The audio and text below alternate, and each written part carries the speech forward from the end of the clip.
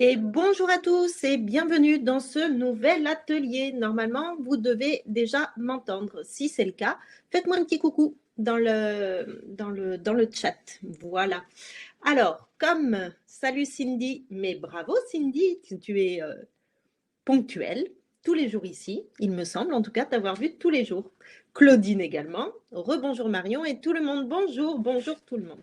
Alors aujourd'hui, nous avons notre dernier atelier et pas des moindres puisque nous allons parler de la pédagogie. Et ça, forcément, ça va concerner tout le monde à un moment donné ou à un autre, comme le contrôle pédagogique, plus ou moins. Voilà, en tout cas, ça prend plus de temps sur l'année que le contrôle pédagogique. Donc, c'est au moins aussi important. Alors, comme les autres jours, je vais commencer par vous faire une petite présentation de ce qui va se passer ce soir, assez rapidement, et ensuite je commencerai l'atelier. Donc, en attendant, pendant la petite présentation, je vous mets un petit sondage. Bonjour à tous ceux qui viennent de nous rejoindre. Alors, je vais vous mettre le nombre, comme ça vous voyez également combien nous sommes. Hop, c'est ici. Voilà, donc nous sommes déjà 30 à être en direct. Allez, je vous mets le petit sondage et je vous demande à combien d'ateliers as-tu participé en live? Donc, j'ai commencé par 0, 1, 2, 3, 4. Donc, si vous suivez le raisonnement, il y a une réponse qui n'est pas possible. Voilà.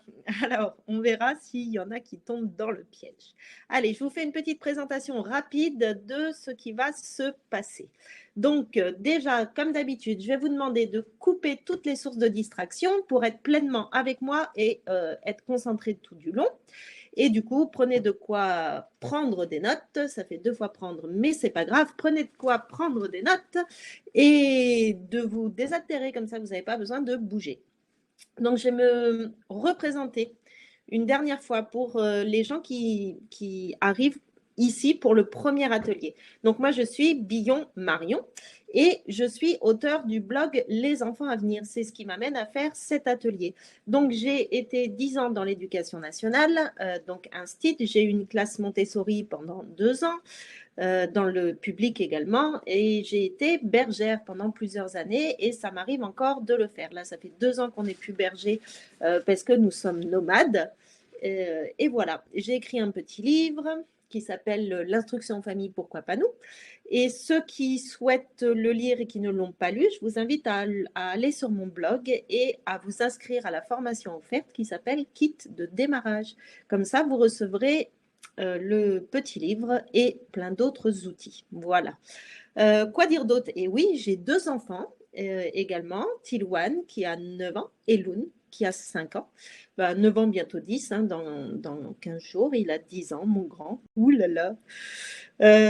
Voilà pour la petite présentation. Alors, comment ça va se passer ce soir? Je vais vous parler des pédagogies, évidemment.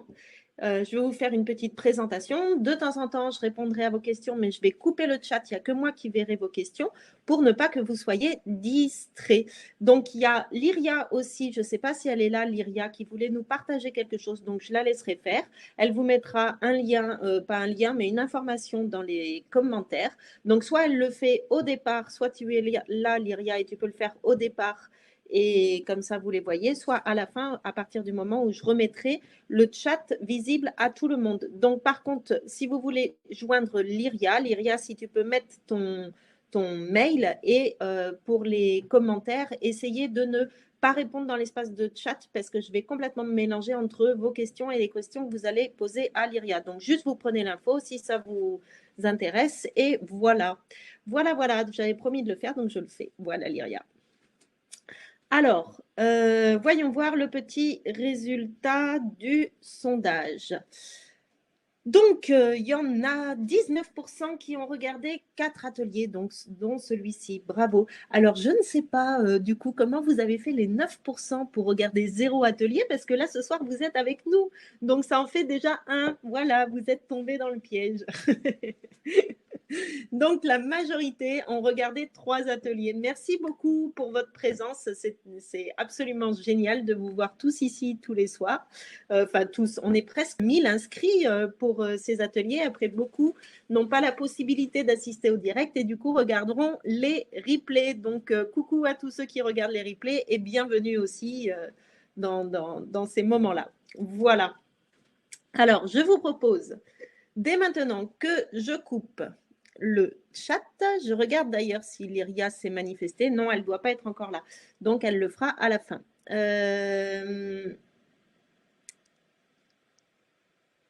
Alors, Élodie, juste une petite info concernant la déclaration. Une amie a tenté de déclarer sa fille de 2 ans et demi et c'est passé, ça a été pris en compte. Oui, mais elle aura quand même une demande d'autorisation à faire pour la rentrée, malheureusement. C'est pas. Voilà, l'instruction en famille, c'est l'âge légal d'instruction, c'est 3 ans. C'est pas 2 ans et demi. Donc, ça ne fonctionnera pas, en fait. Elle ne sera pas exemptée de demander le. Enfin voilà, il faut vraiment se méfier de ça, Élodie, des informations comme ça et tout. Les inspections académiques ne sont pas, encore une fois, les inspections académiques, les inspecteurs sont vraiment très mal au courant des lois. Donc il faut vraiment se méfier de ça. Voilà, une petite parenthèse. Allez, je coupe le chat. Et c'est parti. Alors ça, je l'ai déjà. Le sondage, je l'enlève. Le chat, je l'enlève. Donc, je vois bien tous vos messages. Si vous avez des questions à poser au fur et à mesure, n'hésitez pas et j'y répondrai dès que je peux. Alors, c'est parti sur les pédagogies. Nous allons voir, alors, à votre avis, alors je vais remettre juste le chat 2 secondes. Est-ce que vous pensez qu'il existe une pédagogie miracle qui peut correspondre, est-ce que vous pensez qu'il y a une pédagogie qui est mieux que les autres pour l'instruction en famille? Est-ce que vous pensez qu'il y a une pédagogie qui pourrait correspondre à toutes les familles, à toutes les peurs, à tous les enfants, etc. Est-ce que vous pensez qu'il y a une pédagogie qui est mieux que les autres? Je vous laisse répondre. Nous parlerons de ça. Nous parlerons de l'observation, et notamment des enfants, et quel lien ça a avec la pédagogie. Nous parlerons de la disponibilité que vous avez à accorder à l'instruction de vos enfants en tant que parents accompagnants. Du coup, nous parlerons de votre budget et comment ça peut être lié aussi du coup à la pédagogie. Nous aborderons différentes pédagogies, je vous les présenterai, les avantages et les inconvénients. Et enfin, je vous ferai un petit point sur faire à sa sauce. Mais je pense que vous savez de quoi je vais parler. Alors, Muriel, non, elle doit être adaptée aux besoins et attentes de chacun. Claudine, non, il existe une pédagogie par enfant. Séverine, je pense qu'on doit s'adapter à nos enfants et à nous-mêmes. Tout dépend des familles. Adeline, non, je ne pense pas, car chaque pédagogie est adaptée à l'enfant.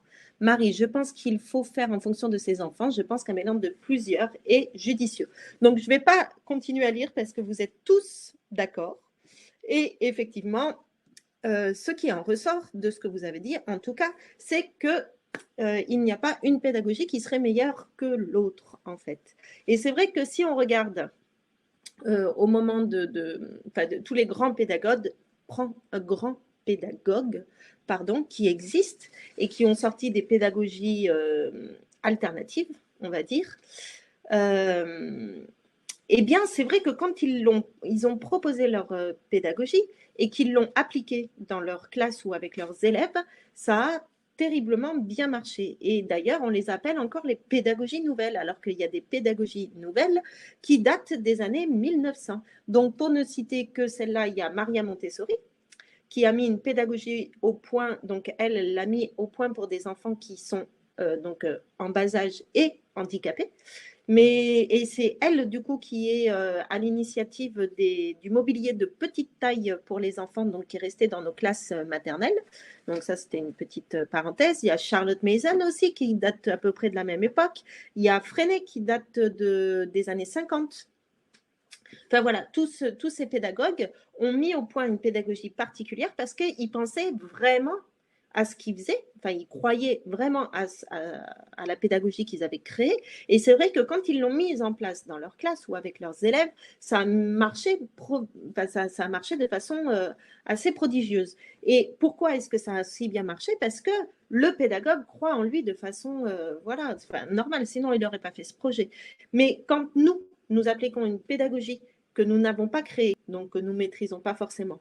Et on n'a pas le même engouement pour cette pédagogie, on n'a pas le même dévouement pour cette pédagogie. Forcément, on n'arrive pas forcément au même résultat, quoi. Donc, effectivement, il n'existe pas de pédagogie miracle. Mais là, du coup, on a la chance Alors, juste avant que je continue ma phrase, je vais vous demander de me dire quelle pédagogie vous connaissez. Je vous avais déjà posé la question, je ne sais plus dans quel atelier, mais allez-y, exprimez-vous et dites-moi quelle pédagogie vous connaissez. Et du coup, je disais, je ne sais plus, voilà, je me suis coupée au milieu de la phrase, mais bon, voilà, en gros, nous, on a la chance en tant que parents en instruction en famille de ne pas être attachés à une pédagogie. Et on n'est pas obligé non plus de suivre une pédagogie, enfin, de suivre les instructions d'une pédagogie à la lettre. On peut prendre un petit bout de ceci, un petit bout de cela, l'arranger à notre sauce, voir comment ça fait avec nos enfants, voir en fonction de nos disponibilités. Et c'est ça qui est un petit peu magique. Alors, Cindy nous dit Montessori, Freinet, Steiner, Mason, Formel, Unschooling, Boscher, démocratique. Bravo Cindy, quelle liste! Alors, démocratique, ce n'est pas une pédagogie, c'est une façon une pratique en tout cas, et notamment des écoles démocratiques ont cette pratique démocratique. Et du coup, la pédagogie qui est comment dire, qui est utilisé dans les écoles démocratiques et l'unschooling, les apprentissages informels. Voilà. Donc, Claudine, Montessori, formel. Claire, un petit peu Montessori, Steiner, Freinet, unschooling pour Marie. OK. Alors, je vous laisse finir de répondre à ça, comme ça vous découvrez aussi les réponses des autres. Et j'enchaîne pour le deuxième point. Donc, l'observation. Hop. Alors, je vais remettre les messages en privé. Voilà. Alors, on parle d'observation. Donc, pourquoi observer ses enfants? Donc, si on parle d'observation, bien sûr, c'est autour de l'apprentissage. Et là, ça va être super important pour pouvoir choisir sa pédagogie, puisque suivant les enfants, il n'y a pas les mêmes choses qui vont fonctionner. Un enfant peut être plus manuel, avoir besoin d'un peu plus de directives. Enfin, voilà, tout ça dépend de l'enfant. Donc, pour parler d'observation, c'est vrai que j'avais déjà utilisé cet exemple-là dans un atelier précédent, je crois que c'était le premier, où j'avais parlé de mes premières années de bergère. Et c'est vrai, quand j'ai commencé, j'ai eu la chance d'avoir un alpage où le loup n'était pas encore installé. Donc, du coup, on était moins obligé de tenir serré notre troupeau. Et j'ai eu la chance de pouvoir les observer se déplacer librement. Donc, bien sûr, il y avait des zones qui étaient interdites. Bien sûr, il fallait faire attention à la pousse de l'herbe et tout ça. Mais quand même, j'avais des espaces immenses pour pouvoir les observer. Et c'est comme ça que j'ai compris le biais des brebis. Donc, je ne vais pas vous l'expliquer, mais c'est la façon dont se déplace un troupeau naturellement. J'ai compris où est-ce qu'elles couchaient naturellement. Donc, ça m'a permis, le jour où mes brebis s'échappent de mon parc pendant la nuit, je sais à peu près où les retrouver parce que je sais quel biais elles vont prendre, où est-ce qu'elles vont aller de façon un petit peu plus naturelle. Enfin voilà, toutes ces choses-là, ça m'a permis d'apprendre énormément et bien plus que si j'avais été à l'école parce que j'ai jamais été à l'école de bergère enfin de berger, parce qu'il n'y a pas que des femmes dans ce métier, mais j'ai pu apprendre énormément de choses comme ça par moi-même. Après, j'ai aussi été, pour tout ce qui est soins, etc., j'ai été observer du coup sur les alpages voisins auprès d'autres bergers qui avaient leur propre troupeau. Je les ai aidés pour faire les soins et du coup, j'ai appris quand même pas mal par rapport à ça. Et l'hiver aussi auprès des éleveurs, donc ceux qui possèdent les brebis, j'ai pu apprendre comme ça. Donc, tout dans l'observation. Donc là, on va faire la même chose. Enfin, je vous conseille de faire la même chose en fait avec vos enfants, de les observer un maximum pour savoir, pour déterminer les façons dont ils apprennent, voilà, dont ils se développent, quelles sont les choses qui les touchent et qui les marquent le plus en fait. Voilà. Et pour déterminer ces façons d'apprendre, il existe différents outils. Alors, déjà, si on prend vous, est-ce que vous connaissez votre façon d'apprendre? Est-ce que vous savez si vous êtes plus visuel, kinesthésique, si vous avez une intelligence linguistique ou une intelligence musicale ou une... Voilà. Est-ce que vous connaissez un petit peu tout ça? Parce que je sais que il y a plusieurs années maintenant, une bonne quinzaine d'années, ça ne me rajeunit pas, j'ai fait cet exercice pour moi-même et je me suis rendu compte que je ne savais pas. Je ne savais même pas si j'étais plus visuelle ou auditive. C'est les choses un petit peu de base qu'on pourrait dire. Et même ça, c'était quelque chose qui était difficile pour moi de comprendre et de savoir. Et finalement, ce n'est pas évident parce qu'on nous a tellement appris de façon normée que finalement, bah voilà, on s'est contenté de prendre de ce qu'on nous donnait et puis d'essayer d'en tirer le meilleur parti. Et on a laissé notre cerveau se débrouiller tout seul comme il pouvait. Et voilà. Donc, c'est vraiment pas évident de savoir de quelle façon on apprend, même nous-mêmes. Donc, c'est encore moins évident de comprendre ses enfants, mais c'est quand même quelque chose d'important d'essayer de les comprendre, de prendre le temps, d'observer, voilà, tout simplement. Et ça, c'est pas du temps de perdu, même si on a l'impression qu'il faut tout de suite, parce que c'est un peu le défaut, j'ai envie de dire, ou l'écueil de ceux qui commencent l'instruction en famille, c'est tout de suite de vouloir déterminer le programme qu'on va suivre, l'emploi du temps, la pédagogie, savoir ce que l'enfant il va apprendre, etc., etc. Mais ça, finalement, c'est ce qui vient en dernier, une fois que toutes ces étapes d'observation sont passées. Voilà, bon, après, je vous parlerai un petit peu plus de toutes ces étapes avant de choisir la pédagogie. Mais disons que voilà, une grosse étape, c'est le fait d'observer ces enfants et de déterminer leur profil d'apprentissage. Et du coup, il y a comme outil, donc j'y reviens, il y a les intelligences multiples. Et ça, c'est Howard Gardner qui en a parlé le plus d'ailleurs, et qui a écrit un super bouquin là-dessus. Oui, je pense qu'il a été traduit en français maintenant, il me semble. Et sinon, il y a un autre ouvrage qui s'appelle Les apprentissages, les intelligences multiples dans sa classe. Je ne sais plus l'auteur et qui lui est en français, ça c'est sûr. Donc vous trouverez des ouvrages là-dessus. C'est un petit peu laborieux à lire, c'est avec le jargon de l'éducation. Mais ça peut valoir le coup. Ça prend énormément de temps, mais ça peut valoir le coup, puisqu'il développe des théories qui sont super intéressantes sur les différentes intelligences. En fait, il existerait des tonnes d'intelligences. Il y en a 8 principales, suivant Gardner, du coup. Et parmi ces 8 principales, on en a quelques-unes de prédilection. 1, 2, voire 3. On peut utiliser les 9, mais en pourcentage différent, suivant les intelligences. Et le fait de savoir quelles intelligences on utilise principalement, ça permet, lors d'un apprentissage nouveau, de vraiment cibler pour que l'apprentissage se passe le mieux possible. Et du coup, de fournir des outils, des supports adaptés à ces intelligences. Voilà.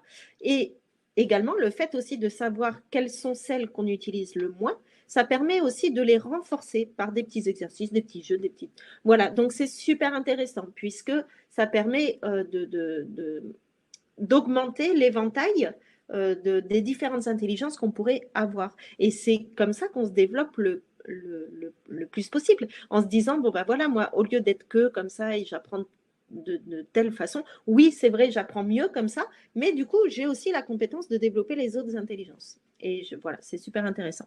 Et il y a aussi, hormis les intelligences multiples, les différents profils d'apprentissage et de mémorisation. Et parmi les plus connus, il y a l'apprentissage visuel, auditif ou kinesthésique. Alors, là aussi où vous pouvez observer vos enfants, donc bien sûr, l'observation, c'est quand on ne touche pas, on laisse faire. Donc, vous allez pouvoir les observer lors de leurs jeux spontanés ou lors des activités qu'ils vont faire de façon spontanée et seule, sans qu'on leur propose. Et aussi de leur façon de parler, leur façon de s'adresser aux autres, leur façon de communiquer, la façon dont ils ont d'aller voir les autres, etc. Donc, tout ça, ça va vous permettre d'observer un petit peu tout ça. Et bien sûr, l'instinct. L'instinct, c'est très important, mais il faut se méfier aussi. Donc, c'est bien de se dire, bon, bah, moi, je pense, donc déjà, vous pouvez commencer par vous, moi, je pense que je suis plus comme ça. Et puis, vous le vérifiez. Pour un même exercice, on pourrait dire, pour un même apprentissage, vous essayez de développer, d'apprendre ou de mémoriser par quelque chose d'uniquement visuel, si vous pensez que vous êtes plus visuel. Et puis, vous regardez combien de temps vous mettez à restaurer cette mémorisation. Enfin, ce que vous étiez censé apprendre, en tout cas. Et puis, vous faites la même chose, mais avec une autre liste, cette fois, mais vous le faites d'un point de vue auditif. Et puis après, vous trouvez une façon de le faire d'un point de vue kinesthésique. Et puis voilà, vous voyez là où vous aurez été le plus rapide. Et peut-être, ça peut être une combinaison de tout ça. Donc c'est là que c'est délicat, mais ça peut être marrant. Ça peut prendre du temps, mais ça peut être marrant. Alors, Adeline, ici la mémoire visuelle est le plus simple pour 2 de mes enfants ainsi que pour mon mari. Alors Adeline, c'est super d'avoir remarqué ça, mais c'est vrai que du coup, les profils d'apprentissage, donc là la mémoire visuelle dont tu parles, ça reste quelque chose d'assez restreint. Et c'est vrai que les intelligences multiples, ça apporte quelque chose de beaucoup plus comment dire, j'ai un peu perdu mon nom. Mais voilà, c'est beaucoup plus fourni, beaucoup plus avec un éventail de possibilités qui sont multiples. Voilà. Alors, Océane, un exemple pour une façon kinesthésique d'apprendre, c'est ce qui me paraît le plus abstrait. Alors, ça peut être bête, mais quelqu'un qui est kinesthésique, lorsqu'il a besoin d'apprendre, eh bien, il va bouger. Vous avez déjà vu des enfants qui, lorsqu'ils sont en train de lire un livre, hop, un coup ils sont comme ça, un coup ils sont comme ça, et puis l'instant d'après ils sont à l'envers, et puis voilà, et puis je me remets, et puis je prends ma feuille, et puis je m'allonge, et puis machin. Voilà. Et bien ça, c'est les gens qui ont quelque chose de kinesthésique d'assez développé. Ils ont besoin de bouger pour que l'apprentissage rentre. Et ça va être pareil lorsqu'ils vont regarder un documentaire, lorsqu'ils vont lire un livre, voilà, pour tout ce qu'ils font, ils ont besoin de bouger tout le temps. Alors, Audrey, pour mon fils de 11 ans, c'est beaucoup visuel. Ah non, il bouge dans tous les sens. Mais après, on a forcément tous ces points-là. C'est de savoir après lequel domine l'autre, en fait. Voilà. C'est là que c'est subtil. Allez, passons au point d'après. Alors, savoir comment apprennent les enfants. Là, c'est aussi une façon de déterminer une pédagogie qui sera intéressante. Mais là, c'est de façon générale. On ne parle plus de votre enfant en particulier, mais de façon générale. Donc ça, je l'avais développé un petit peu dans un atelier précédent. J'y reviens un petit peu plus ici. Donc, si on reprend les fondamentaux de l'école, nous avons lire, écrire, compter. Donc ça, c'est les principaux. Donc maintenant, et aussi, ils mettent bien vivre ensemble, l'éducation du citoyen, nanana, nanana. Mais bon, les fondamentaux de base, la base, c'est quand même lire, écrire, compter. Maintenant, vous, qu'est-ce qui vous semblerait le plus important lorsqu'on commence à apprendre des choses, on va dire, donc on commence dès qu'on est, hein, donc c'est pas vraiment la bonne. Donc lorsqu'on commence l'âge d'instruction ou qu'on est censé avoir l'âge pour apprendre la lecture, qu'est-ce qui vous semble important? Est-ce que c'est tout de suite d'apprendre à écrire, à lire et à compter, ou est-ce que vous pensez que déjà de savoir gérer ses émotions, de gérer sa frustration, de savoir communiquer avec l'autre, de savoir être bien avec l'autre, d'avoir confiance en soi, de s'aimer personnellement, est-ce que vous pensez que c'est pas des choses qui sont les bases en fait pour un bon apprentissage et du coup, à partir de là, après moi, c'est ce que je pense et ce sont du coup ce qui définit mes valeurs familiales. Les valeurs, en tout cas, en ce qui concerne l'instruction. Mais on peut tous avoir des points de vue différents par rapport à ça. Donc, un exercice que vous pouvez faire, c'est de définir vos valeurs familiales, vos fondamentaux pour bien vivre. Déjà, vous pouvez vous demander, mais déjà, pour moi, qu'est-ce que c'est d'avoir réussi sa vie? Et c'est ça que vous allez avoir envie de transmettre à vos enfants. Qu'est-ce que c'est pour vous d'avoir réussi sa vie? Est-ce que c'est le fait d'avoir une situation qui permette une sécurité financière ou affective? Est-ce que c'est le fait d'avoir réalisé tous ses rêves et tous ses projets? Est-ce que c'est le fait de s'épanouir dans une vie de famille? Enfin voilà, toutes ces choses-là. Qu'est-ce qui vous paraît important? Quels sont vos fondamentaux pour votre famille, les valeurs que vous avez envie de transmettre. Et ça, c'est super important de le poser au départ. Parce qu'à chaque fois que vous aurez à faire un choix, vous pourrez revenir à ces valeurs. Se dire, est-ce que ce choix-là que je m'apprête à faire, est-ce que ça correspond aux valeurs que j'ai posées au départ? Et si oui, eh ben à ce moment-là, vas-y. fonce à fond, pas besoin d'avoir peur. Et si par contre, ben non, pas du tout, je le fais finalement parce que j'ai la pression de la mamie, du truc, du machin, du contrôle pédagogique, etc. Donc peut-être trouver un meilleur compromis pour que ça puisse ménager la chèvre et le chou, répondre à vos peurs, tout en répondant à vos valeurs. Parce que si on fait l'instruction en famille, c'est bien qu'on a envie de transmettre quelque chose de particulier à nos enfants. Voilà, que ce qu'on nous propose dans cette institution scolaire, finalement, ne nous correspond pas vraiment. Alors, de façon générale, qu'est-ce qui favorise les apprentissages? Il y a bien sûr la liberté. Donc ça, c'est pareil, tout ça, j'en avais déjà parlé, mais j'y reviens. C'est important. La liberté, c'est quoi? C'est pas la liberté de regarder la télé à longueur de temps, c'est pas la liberté de... Enfin, voilà. La liberté, c'est de pouvoir apprendre ce qu'on a envie, au moment où on a envie, et avec qui on a envie. Parce que là, on parle de liberté par rapport aux apprentissages. Donc là, à partir du moment où la personne, je dis la personne parce que ça peut être et l'enfant et l'adulte, peu importe, n'importe quel âge, à partir du moment où on se sent libre d'apprendre, que rien n'est imposé, on est capable d'engranger un nombre d'informations impressionnantes parce qu'il y a la motivation. Et la motivation, c'est bien le moteur des apprentissages. C'est ce qui nous pousse à apprendre. Et un enfant, lorsqu'il vient sur Terre, il est super motivé à se débrouiller tout seul, à apprendre à lire, pas apprendre à lire, à apprendre à parler, à apprendre à marcher, à apprendre à téter, la première chose. Et on n'a pas besoin de lui demander. Et lui, il ne se pose pas la question non plus. C'est instinctif et c'est comme ça. Et finalement, on garderait ce moteur de la motivation. Tous les apprentissages se feraient de la même façon. Un enfant qui vit dans la société telle qu'elle est aujourd'hui, il y a forcément un moment, si on reprend les fondamentaux de l'école, si l'enfant est bien entouré, s'il reçoit de l'amour, s'il est capable d'exprimer ses émotions, s'il y a des personnes pour le comprendre et pour écouter ses émotions, donc s'il se sent bien, si tout va bien, il y a forcément un moment où il va avoir envie de s'intégrer au mieux dans sa société. Donc nous sommes dans la société de la lecture et de l'écriture.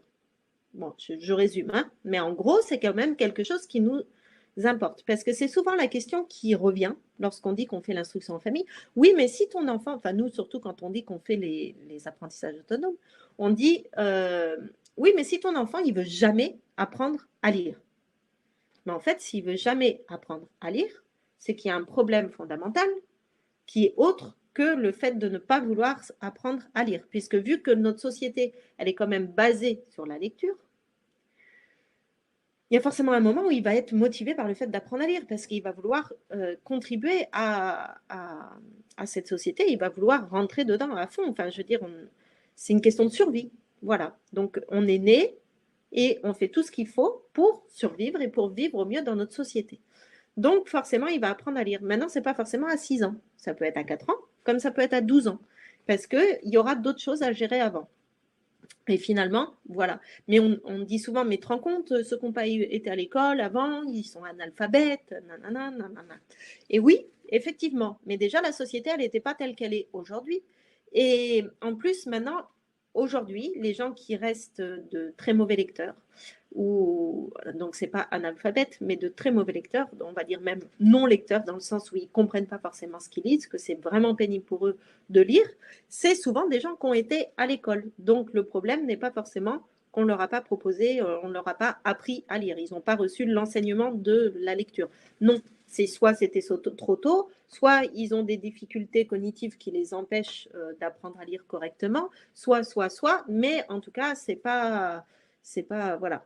Donc, vous m'avez compris, l'enfant, même en unschooling, va développer, si la motivation est là, si tous les fondements pour bien vivre sont là, si ses besoins physiologiques sont respectés, il n'y a pas de raison qu'il ne se dirige pas de lui-même vers les apprentissages.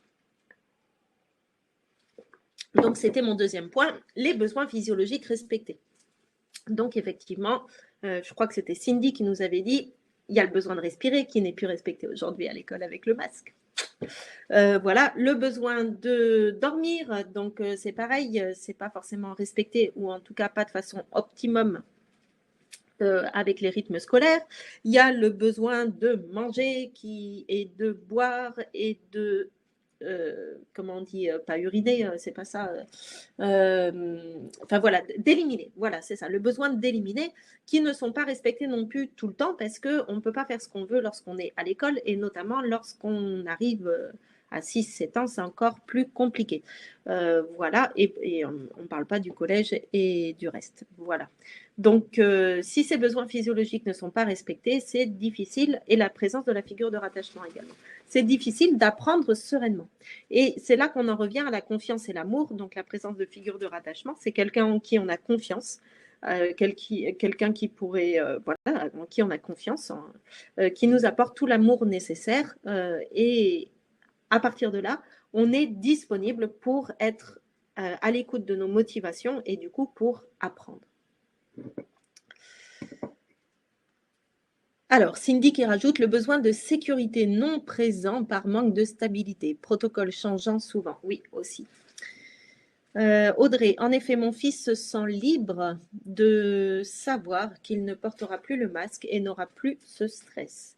Tu m'étonnes. Claudine, l'émotionnel, s'aimer, etc. sont dans l'être, la base de la vie. Et oui, effectivement. Donc, nous en venons au point, ce qui tue la soif d'apprendre. Parce qu'on peut se demander pourquoi nos petits loups, quand ils arrivent à un certain âge, pas bien vieux, n'ont plus envie d'apprendre. Parce qu'à l'école, c'est là qu'on apprend. Mais ils n'ont plus envie d'apprendre. Mais pourquoi? Parce que souvent, ils sont comparés. Forcément, ils sont comparés. Ils sont à plusieurs, ils se comparent même tout seuls. Hein. Ils sont évalués. Ils sont stressés, que ce soit par les conditions sanitaires ou par la récitation des devoirs ou par la pression de la maîtresse, ou etc. Enfin voilà, forcément, il y a du stress, ça crée du stress. Et ça arrive qu'ils soient humiliés. Voilà. Pour ne pas... Mais tu n'arrives pas à faire ça. Mais c'est pourtant facile. Voilà, ça c'est de l'humiliation. Alors, ce qui tue la soif d'apprendre aussi, bien sûr, il y a les sujets imposés. Si on vous impose d'apprendre quelque chose, vous serez beaucoup moins motivé et ça rentre, ça reste un petit peu. Et puis, ça ressort bien, bien vite. Et j'avais pris comme exemple au dernier atelier, enfin la fois où j'en avais parlé, que lorsque vous avez préparé un partiel ou un concours, peu importe, ou même comme je l'ai dit tout à l'heure, enfin bon voilà, quand vous avez préparé quelque chose, où vous avez appris pour pouvoir réussir, avoir une bonne note et être validé, eh bien, je ne sais pas si vous serez capable de le repasser maintenant, mais la plupart du temps, bah non, parce qu'on n'a plus eu besoin de ces compétences. Donc, qu'est-ce qu'on a fait? On a vite oublié ces notions. Donc, on l'a fait juste dans un but précis et c'est tout. Et à l'école, c'est pareil. Le nombre de sujets qu'on nous a demandé d'apprendre par cœur et que nous avons oublié, c'est impressionnant. Et pour vous donner un exemple, j'ai eu une classe de CM1, CM2, donc j'ai revu le programme, enfin on a fait le programme d'histoire, hein, bien sûr, avec Clovis, etc. Et moi, l'histoire, c'était vraiment quelque chose qui ne m'a pas du tout passionnée quand j'étais à l'école, donc j'en ai quand même fait de mon CE1, CE2, CM1, CM2, 6e, 5e, 4e, 3e, enfin bon, voilà, donc un certain nombre d'années, j'ai fait de l'histoire. Et quand je suis arrivée avec cette classe de CM1, CM2, donc déjà, je l'ai revu à l'UEFM, hein, parce qu'il faut qu'on prépare des choses pour se faire évaluer, voir si on est des bons professeurs, si on va être des bons professeurs. Et lorsque j'ai eu du coup cette classe, il a fallu que moi, d'abord, avant de le réenseigner à mes élèves, il a fallu que je le réapprenne, parce que j'avais encore tout oublié, les dates, les détails. Bon, je m'étais souvenue de quelques trucs, voilà, vaguement, mais il a fallu que je revoie tout ça. Donc, clairement, ça, voilà, ça ne m'était pas intéressé, ça ne m'avait pas intéressé, du coup, je l'avais complètement oublié. Et je pense qu'aujourd'hui, si j'ai une classe de CM1, CM2, je dois recommencer à revoir Clovis et les dates et tout. Voilà, quand ça ne veut pas rentrer, ça ne veut pas rentrer. Quand ça ne nous intéresse pas, ça ne nous intéresse pas. Donc, je vous rassure, il y a plein d'autres choses sur lesquelles je n'oublie pas. Comme là, toutes les choses pour lesquelles je suis en train de vous parler, ça, voilà, ça me passionne, donc je retiens. Alors, les sujets imposés et enfin, qu'est-ce qui tue la soif d'apprendre? C'est l'interdiction de jouer et de bouger, effectivement. Donc oui, bien sûr, il y a les enfants qui sont kinesthésiques, mais même tous les autres, je veux dire, on le sait, dès qu'on a besoin d'apprendre, de faire des choses, voilà, ben on a besoin de bouger, on a un corps, il est là pour ça, sinon on devient tout ramollo, et voilà, de bouger, de s'aérer, etc. Et je vais reciter André Stern, qui disait que tous les enfants sont dotés du même dispositif qui s'appelle le jeu. Donc, c'est vraiment le seul dispositif dont tous les enfants sont dotés. Et l'école a réussi quelque chose d'absolument formidable, c'est qu'il a mis sur l'échelle de la sérieuxité, à l'extrême opposé, le jeu et les apprentissages. Donc, si tu veux apprendre, t'arrêtes de jouer. Voilà, donc je vous déconseille de faire pareil. Profitez de cette soif d'apprendre par le jeu de vos enfants. Alors, moi, c'est la grammaire pour Audrey. Claudine, ils n'ont plus de soirée disponible. Eh oui, Cindy, ah non, ça, on l'a déjà lu. Donc ça va, je ne suis pas trop en retard. Allez, je continue. Maintenant, parlons de la disponibilité.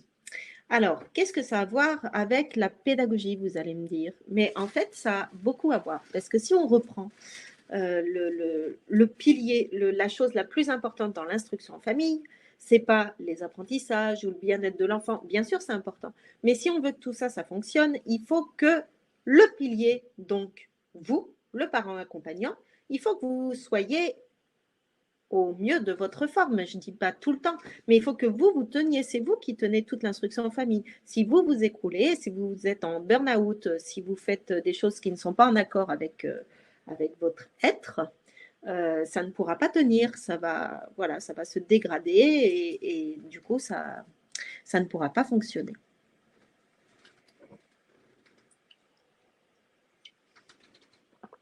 Donc, c'est là qu'on en revient à la disponibilité. D'essayer de déterminer vraiment, honnêtement, avec vous, quel est le temps que vous souhaitez passer pour l'instruction de vos enfants. Est-ce que vous voulez passer beaucoup de temps à la préparation et à faire des apprentissages avec eux, des ateliers ou des apprentissages, ou est-ce que juste quelques heures par jour, mais vous avez aussi besoin de temps, soit pour travailler, soit pour vous, pour être bien. Enfin voilà, de le voir vraiment avec honnêteté et de se dire, bah, moi j'ai besoin de tant de temps pour moi. Ok, je suis prête à consacrer tant de temps à mes enfants vraiment pour faire des choses avec eux, que ça soit du formel avec des activités, du travail sur table ou quoi, ou que ça soit pour faire des sorties, des jeux, peu importe. Mais tout ce temps-là, qu'est-ce que vous êtes prêt, quel temps vous êtes prêt à investir dans cette instruction en famille? Et ça va être primordial dans le choix de la pédagogie. Parce que vous n'allez pas pouvoir vous dire, bon, moi je veux passer, allez, on va dire 1 heure par jour pour les apprentissages et je veux faire du formel et je veux préparer mes cours. Non, c'est pas possible. Ça va pas fonctionner. Préparer des cours quand on veut faire du formel, ça prend, voilà, si vous avez 1 heure de formel, donc au départ, en plus, quand vous êtes novice, ça va vous prendre 2 heures de préparation. Donc voilà. Donc c'est un exemple. Mais essayez de déterminer avec justesse et honnêteté de savoir quel temps vous voulez passer pour les apprentissages ou les activités avec vos enfants. Quel temps vous êtes capable de passer avec vos enfants et pour les apprentissages. Si vous avez un bébé à la maison et qu'il faut vous en occuper, forcément, vous serez moins disponible aussi pour les apprentissages. Voilà. Donc, j'y reviendrai après dans la présentation des différentes pédagogies. Vous verrez un petit peu quelles sont celles qui prennent le plus de temps. Alors, pareil pour le budget familial. Ça va être aussi primordial de déterminer un petit peu quel va être votre budget sur l'année ou sur le mois ou peu importe, pour savoir quelle pédagogie vous allez vous permettre d'essayer. Puisqu'il y a des façons de faire qui je reprends, des façons de faire qui vont vous coûter aux alentours de 0 €, j'exagère, mais pas tant. Et puis, il y en a d'autres qui vont vous coûter peut-être, allez, 100 € par mois ou 200 € par mois, ou, voilà, qui vont être plus excessives. Donc, c'est important de déterminer son budget familial pour ne pas se retrouver en difficulté financière et de se dire, bon, bah, finalement, il faut que je retourne travailler ou il faut que je travaille en plus ou etc. Donc, tout ça étant un choix, votre vie d'instruction en famille étant un choix qui revêt plein d'éléments différents, le budget familial en fait partie et il n'est pas négligeable. Et c'est pas de se dire on va se débrouiller ou quoi, c'est important vraiment de le déterminer et de savoir ce que vous pouvez vous permettre ou pas. Voilà, donc c'était une petite parenthèse. Alors, Georges qui nous dit « Ah, c'est chouette, je suis en FPA, formation pour adultes, et on retrouve beaucoup de similitudes en IEF. » Merci pour ce partage, Georges.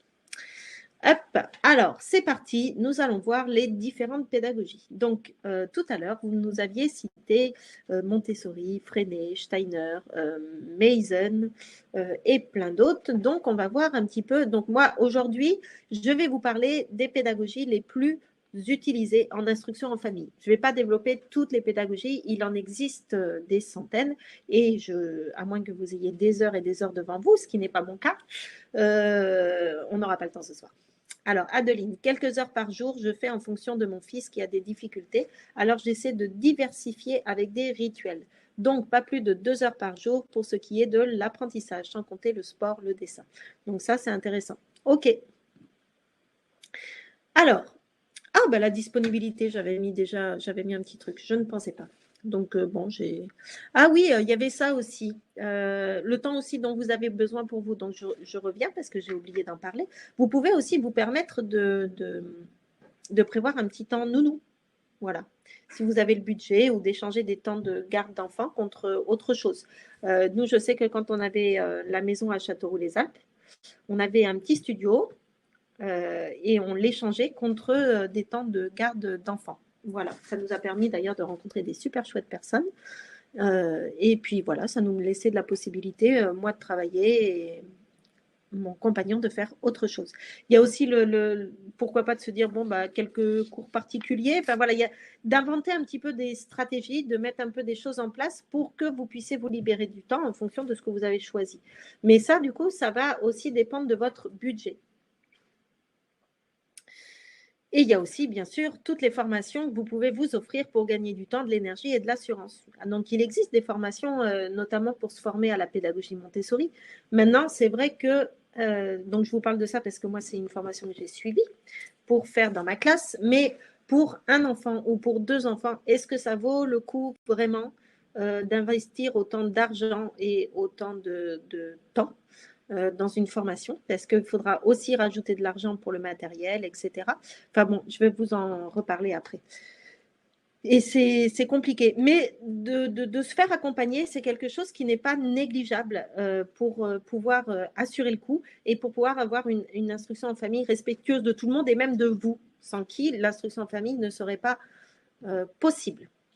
Alors, du coup, j'imagine que j'avais fait quelque chose sur le budget familial. Et oui, effectivement. Donc, je vous en reparle vite fait. Donc, on peut se dire que l'IUF coûte cher à partir du moment où on perd un salaire, ou on prend des cours par correspondance parce que c'est super cher. D'ailleurs, si vous êtes tenté par les cours par correspondance, il y a les cours belges. Ça s'appelle EAD.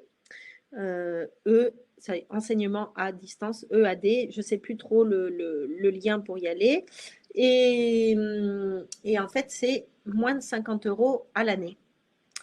Ce n'est pas tout à fait le même programme qu'en France, mais ce n'est pas très loin. Et si vous avez envie de vous tenter, c'est mieux de passer 50 € dans l'année que 800 à 1000 € pour les cours par correspondance qui existent en France. C'était une petite parenthèse, parce que lorsqu'on passe, je ne sais pas combien, que les cours, alors en plus on est au mois de janvier, si par exemple vous passez par le CNED, autant les cours, ils arriveront que dans 2 mois.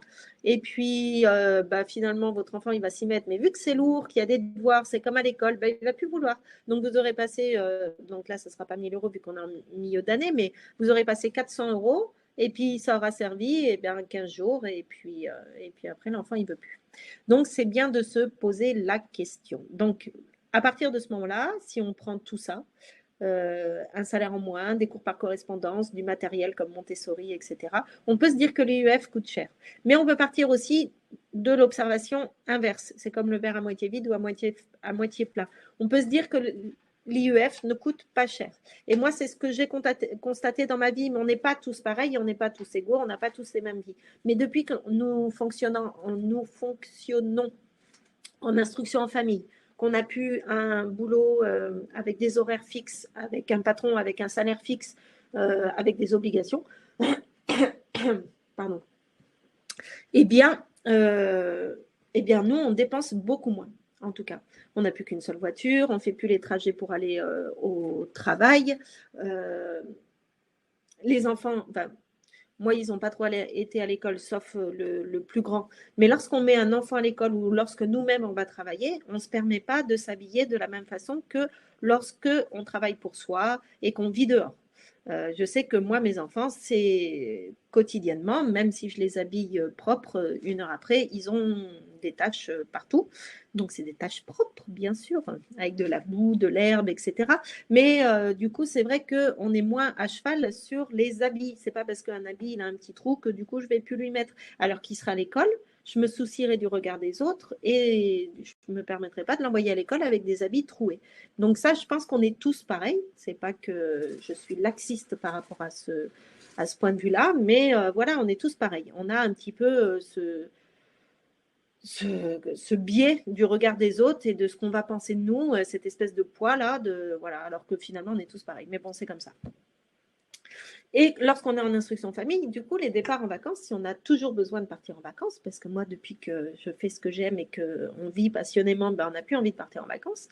Mais on peut le faire de façon hors période scolaire et ça coûte quand même bien moins cher. Et tout ce qu'on dépense pour gagner du temps, lorsqu'on n'a pas beaucoup de temps pour nous parce qu'on a un travail qui nous demande pas mal de temps, etc. Finalement, on ne le dépense plus lorsqu'on est en instruction famille parce qu'on a plus de temps pour préparer nous-mêmes à manger, pour faire notre jardin, pour faire du bricolage, pour réparer nos affaires, pour faire de la couture. Enfin, voilà, tous ces genres de choses-là, pour faire de la récup, etc. Et pareil pour les habits, hein, quand je vous disais que moi, depuis que j'ai démissionné de l'éducation nationale, je n'achète plus d'habits neufs. J'achète des habits dans les ressourceries, etc. Et voilà, c'est parfait, en fait. Je n'ai pas besoin. Et ça me va bien. Alors, ça me va bien dans les choix, je ne vais pas dire. Je ne vais pas m'envoyer des fleurs non plus. Et du coup, dans les choix pédagogiques aussi, on peut s'arranger pour choisir des pédagogies qui ne coûtent pas si cher que ça. Alors, Claire qui veut nous faire un petit témoignage sur l'école à la maison. Je connais 2 personnes âgées aujourd'hui qui ont eu la chance d'être instruites en famille par leurs parents et avec des intervenants extérieurs et de rencontrer des adultes pleins de passion qui ont su éveiller la fibre qui était en eux. Chacun a développé ses intérêts et a bien vécu en s'amusant dans son travail. Et ouais. Et Muriel qui dit c'est la mode des trous. Donc merci Claire pour ce petit témoignage. Mais en fait, ouais, moi je connais aussi pas mal de gens de mon âge qui ont été en instruction en famille.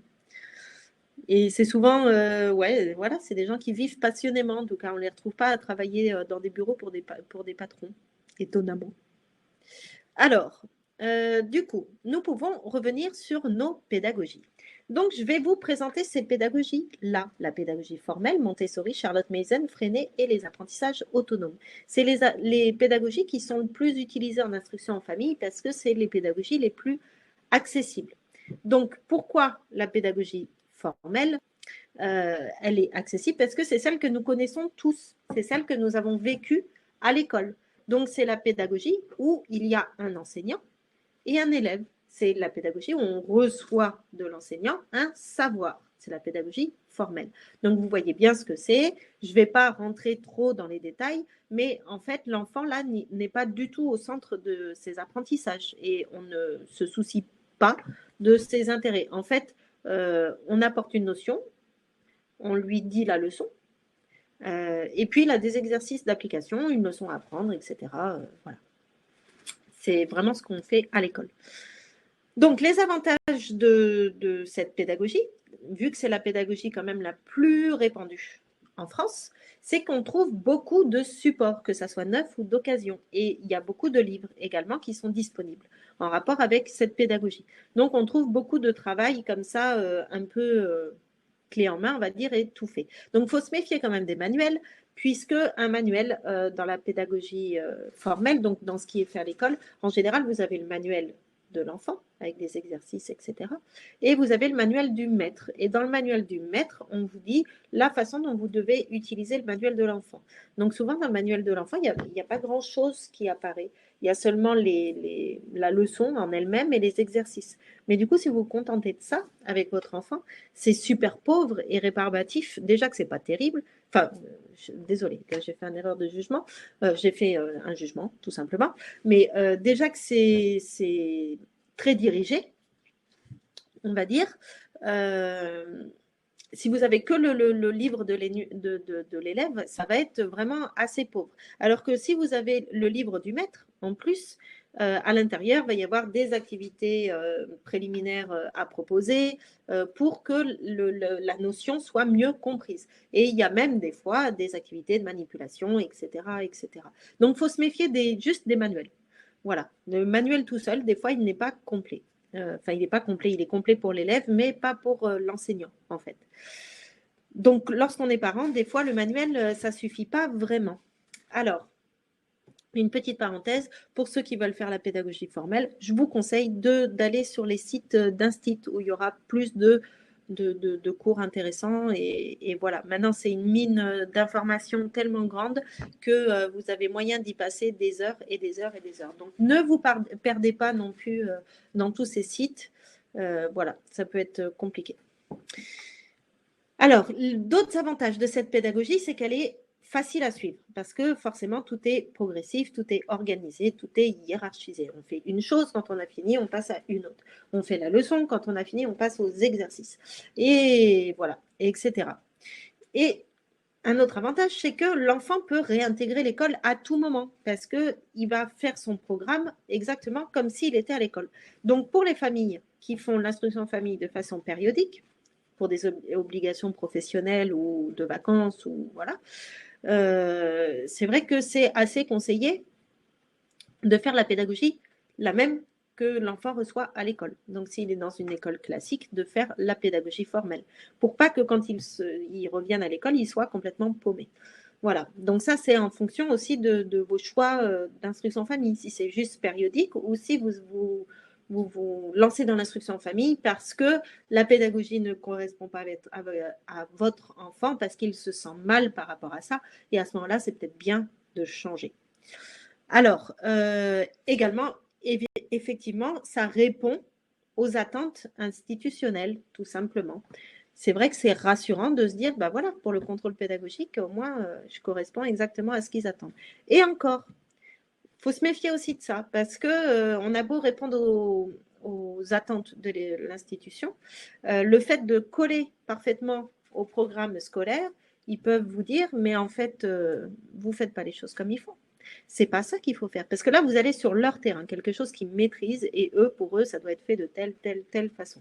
Moi, j'ai eu énormément de mal de les convaincre de faire autrement, parce que moi, je n'avais pas envie de faire telle façon. Donc, voilà, c'était pas évident lors de mes contrôles à moi, en tant qu'instit. Donc, c'est vrai que c'est le fait de jouer dans leur cours un peu, il y a un peu la possibilité du revers de bâton. Effectivement, un autre avantage, c'est que ça va beaucoup plus vite si vous choisissez cette pédagogie formelle. Ça va beaucoup plus vite de le faire à la maison qu'à l'école. En effet, lorsque vous êtes à l'école, l'enfant, il passe un temps majoritaire à attendre les autres, à attendre la maîtresse, à attendre la correction, à attendre ceci, à attendre cela. Alors que lorsque vous êtes juste avec votre enfant, ces apprentissages-là, donc vous êtes juste avec lui, donc vous allez le guider, vous êtes 100% avec lui. Donc vous allez pouvoir réduire le temps d'apprentissage, le temps d'enseignement en tout cas, par 4 au moins.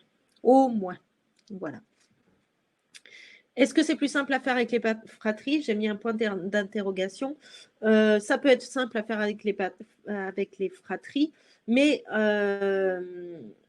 il faut quand même avoir un certain esprit, comment dire, déjà formaté à la pédagogie formelle, parce que du coup, vous allez passer d'un sujet avec l'un à l'autre avec l'autre. Enfin voilà, chacun va avoir son programme, son travail, son machin, son truc, et vous allez vous balader entre tous vos enfants.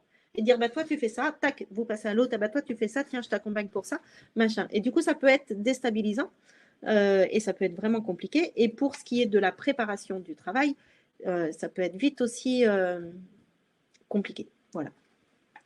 Les inconvénients, donc forcément, ça ne respecte pas la... Alors, Marie qui demande un exemple de site d'un site. Donc oui, déjà, on a Bout de Gomme, qui est pas mal. Après, il y a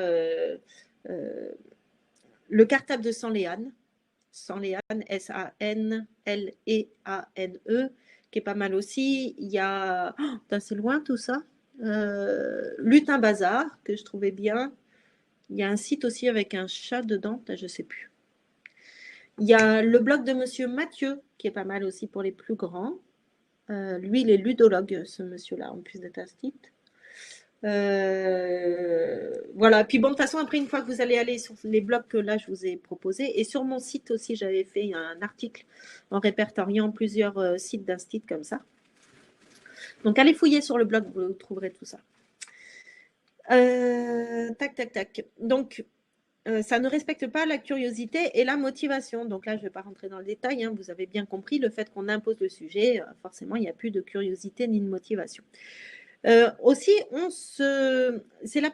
a la possibilité en tant que parent que l'enfant s'oppose parce que l'enfant, lorsqu'il est avec un enseignant, il n'est pas avec une personne en qui il a entièrement confiance comme il peut avoir confiance en son parent.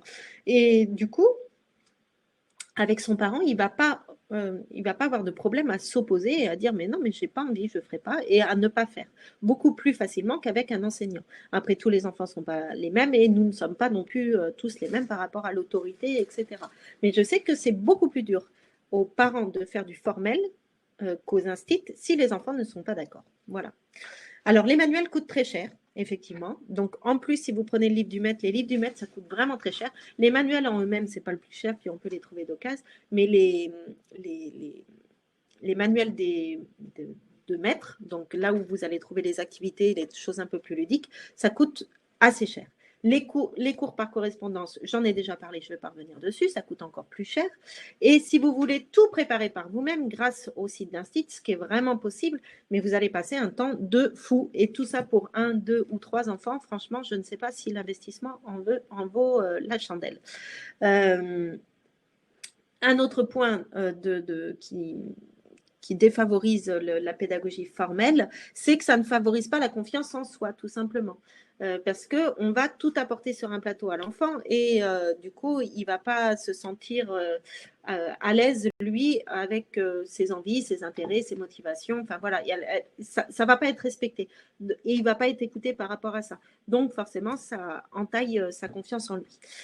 Et du coup, c'est comme si on se disait, bah voilà, l'enfant, lui, il va apprendre de telle heure à telle heure, uniquement. Et il va apprendre ce que je vais lui dire d'apprendre. Mais en fait, ça ne fonctionne pas comme ça. Un enfant, ça apprend tout le temps, de toutes les occasions qui se présentent à lui. Donc, voilà, ça, c'est un gros inconvénient de cette pédagogie. Et aussi, le fait est que pour cet enseignement-là, on part du postulat que l'enseignement produit de l'apprentissage. Et inversement, que sans apprentissage, sans enseignement, il n'y a pas d'apprentissage possible.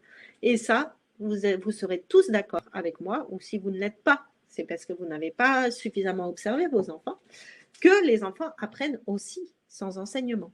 Ils peuvent apprendre par l'observation, ils peuvent apprendre par la découverte et l'expérimentation, et d'ailleurs, ils apprennent mieux. Voilà. Alors effectivement, d'avoir recours à l'enseignement, des fois, l'enfant peut le demander. Et puis, ça peut être vraiment très intéressant. Mais pas que, en fait. Alors, passons à la pédagogie Montessori. Donc, la pédagogie Montessori, je vous la présente vite fait. La pédagogie Montessori, donc c'est dans une salle, hein, que ça soit salle de classe ou une pièce dans la maison. Et dans cette pièce dans la maison, vous allez mettre à disposition toutes sortes de matériel et chaque matériel, chaque atelier va permettre de travailler une compétence en particulier. Donc, chaque compétence, en fait, toutes les compétences sont divisées en ateliers. Et tout ça va être à disposition. Donc, c'est en fonction du stade de développement de l'enfant. Donc, il va y avoir une fourchette d'ateliers qui va correspondre plus ou moins à l'âge des enfants. Et à l'intérieur de cette fourchette, suivant où l'enfant en est de son développement, il va pouvoir prendre tel ou tel atelier. Donc, il a cette possibilité de choix dans ce cadre et dans les ateliers que vous allez proposer. Et il y a une certaine façon de proposer les ateliers et une certaine façon pour l'enfant de les utiliser. Donc ça, c'est la pédagogie active de Montessori. C'est l'enfant qui choisit. Donc on dit que l'enfant est au cœur de ses apprentissages. Mais c'est quand même des apprentissages que vous avez souhaités pour l'enfant. Alors, ça permet à l'enfant, bien sûr, d'aller à son rythme. Il peut prendre un atelier, le garder toute la matinée s'il a envie ou changer toutes les 5 minutes. Donc, voilà, ça, c'est plutôt un avantage. Ça facilite, du coup, la confiance en soi et l'autonomie dans le sens où c'est l'enfant qui est autonome dans le choix de ses ateliers, dans la réalisation de ses ateliers. Et le fait de faire ça, l'avantage dans le fait de faire ça à la maison, en instruction en famille, c'est que le matériel est dispo tout le temps. Il ne va pas être obligé de seulement utiliser le matériel de telle heure à telle heure, comme ça serait dans une salle de classe. Et par conséquent, si vous avez des enfants de plusieurs âges, le multiniveau se gère très facilement. Vous avez juste à prévoir plus d'ateliers et c'est les enfants eux-mêmes, du coup, qui se dirigent vers leur atelier. Voilà. Alors, les inconvénients de cette pédagogie, c'est que toutes les compétences sont travaillées de façon abstraite. Je m'explique. Pour les petits, par exemple, on a l'atelier pour les transvasements. On va prendre ça.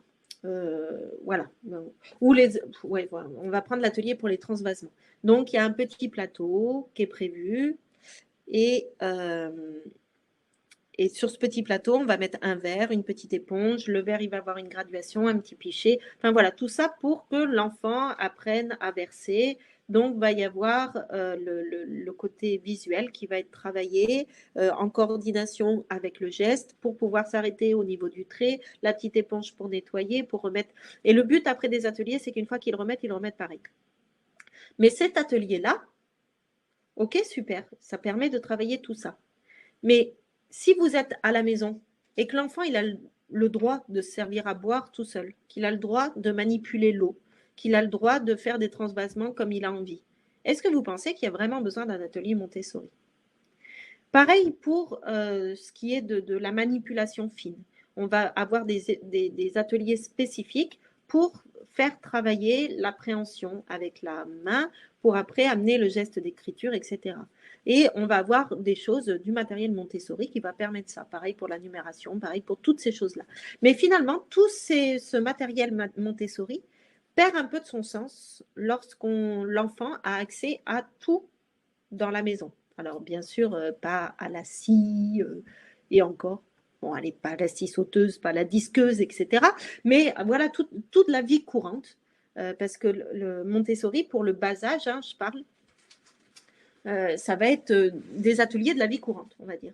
Mais vous faites ça de façon abstraite, alors que finalement, ça peut être travaillé de façon concrète dans la vie de tous les jours si vous partagez la vie avec vos enfants.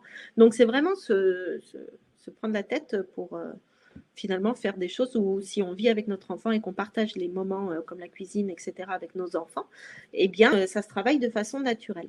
Alors après, pour les mathématiques, lorsque l'enfant grandit, pour tout ce qui est manipulation, compréhension des multiplications, des divisions, des racines carrées, pour aussi tout ce qui est grammaire, la pédagogie Montessori est super intéressante. Donc là, par contre, ça a un réel sens. Mais pour les petits-enfants, à la maison, je trouve que voilà, ça a moins de sens, quoi. Après, vous faites comme vous voulez, hein, mais voilà. Pour l'apprentissage de la lecture aussi, il y a des choses qui peuvent être très intéressantes, comme les dictées muettes, etc. Voilà.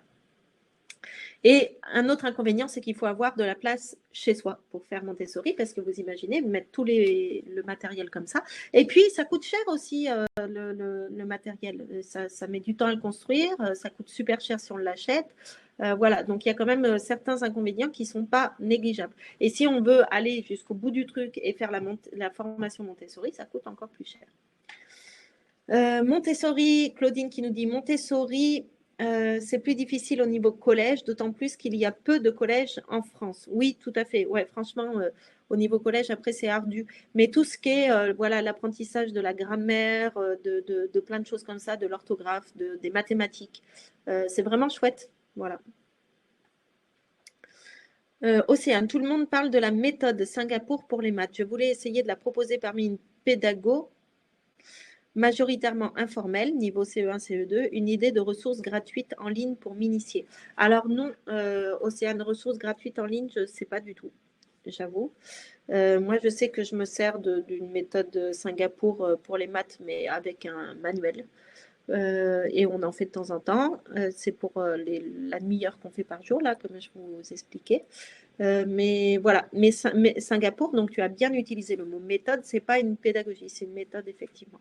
Et on peut l'utiliser avec la pédagogie Montessori, par exemple. Alors, passons à la pédagogie Charlotte Mason.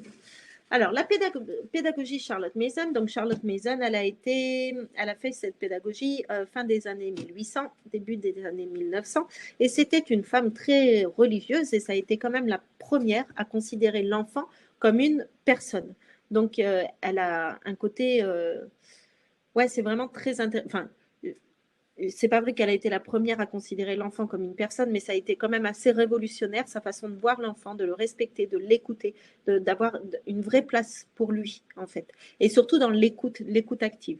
Alors après, il y a une grosse partie de sa pédagogie qui est reliée à la religion, parce que c'était à l'époque, voilà, la religion tenait une place très importante, notamment dans sa vie et aussi dans la société, dans sa société en tout cas. Mais elle est parfaitement transposable pour les gens qui n'auraient pas de religion. Ça pose pas de souci. Vous pouvez remplacer religion par spiritualité ou rien du tout même, et ça fonctionne aussi. Donc, l'avantage de cette pédagogie, c'est qu'elle travaille beaucoup avec des living books. Donc, c'est des livres vivants. Des livres où il va y avoir beaucoup d'informations. Enfin, voilà, c'est des livres qu'on pourrait dire super intéressants, avec plein d'images, des livres documentaires, des livres avec des informations justes et précises, vraiment bien documentées, voilà, avec des faits et non pas des interprétations. Voilà, les living books, je vous incite à aller voir si ça vous intéresse et si vous voulez en découvrir plus. C'est un peu tout ce qu'on pourrait mettre dans ce que je vous ai dit. Alors, il y a une connexion particulière à la nature. En effet, lorsque les enfants sont petits, avant 6 ans, et même après, mais surtout avant 6 ans, elle préconise de sortir un maximum avec l'enfant, mais plusieurs heures par jour et plus d'une demi-journée par jour avec les petits. Elle a vraiment cette conscience de dire que la base de tous les apprentissages, c'est Dame Nature qui nous l'offre, et le fait d'être en connexion avec cette nature va permettre de développer des apprentissages juste. Et elle introduit, c'est presque la seule chose qu'elle introduit pour les petits, c'est mince, j'ai perdu le nom, c'est le livre de la nature, le cahier de la nature. Et je vous incite à aller voir sur Internet et de taper dans Google carnet de la nature, c'est pas carnet de la nature, si c'est ça, carnet de la nature Charlotte Mason, et vous allez voir des exemples, c'est des œuvres d'art botaniques. Et en fait, le principe, c'est donc pour les petits, ils peuvent ramasser, coller, faire un dessin, etc. Mais au fur et à mesure, parce que l'enfant est censé garder ce carnet de la nature toute sa vie, en fait, et de le faire évoluer avec lui. Et au fur et à mesure, c'est l'observation, la retranscription par le dessin, par les légendes, de quelque chose de beau, de juste, voilà, mélanger l'artistique avec les notions qui sont découvertes. Voilà. Ouais, c'est vraiment magnifique. Je ne trouve pas trop mes mots, mais allez voir ce qui est développé par rapport à ça, et ça donne envie de se dire, bon, allez, on se prend un petit cahier, et toi et moi, donc quand je dis toi, c'est l'enfant, et moi, c'est moi le parent accompagnant. On le fait tous les deux et on se fait un living books. Bon, après, nous, on a fait ça, mais ça n'a pas duré trop longtemps. Mais bon, voilà, c'était une belle idée. Donc, si vous arrivez à le développer et à le garder, je trouve que ça, c'est vraiment chouette. Alors, il y a le fait que ça soit rapide à mettre en place, dans le sens où là, les seuls supports, c'est les living books, et après, elle a une méthodologie assez carrée.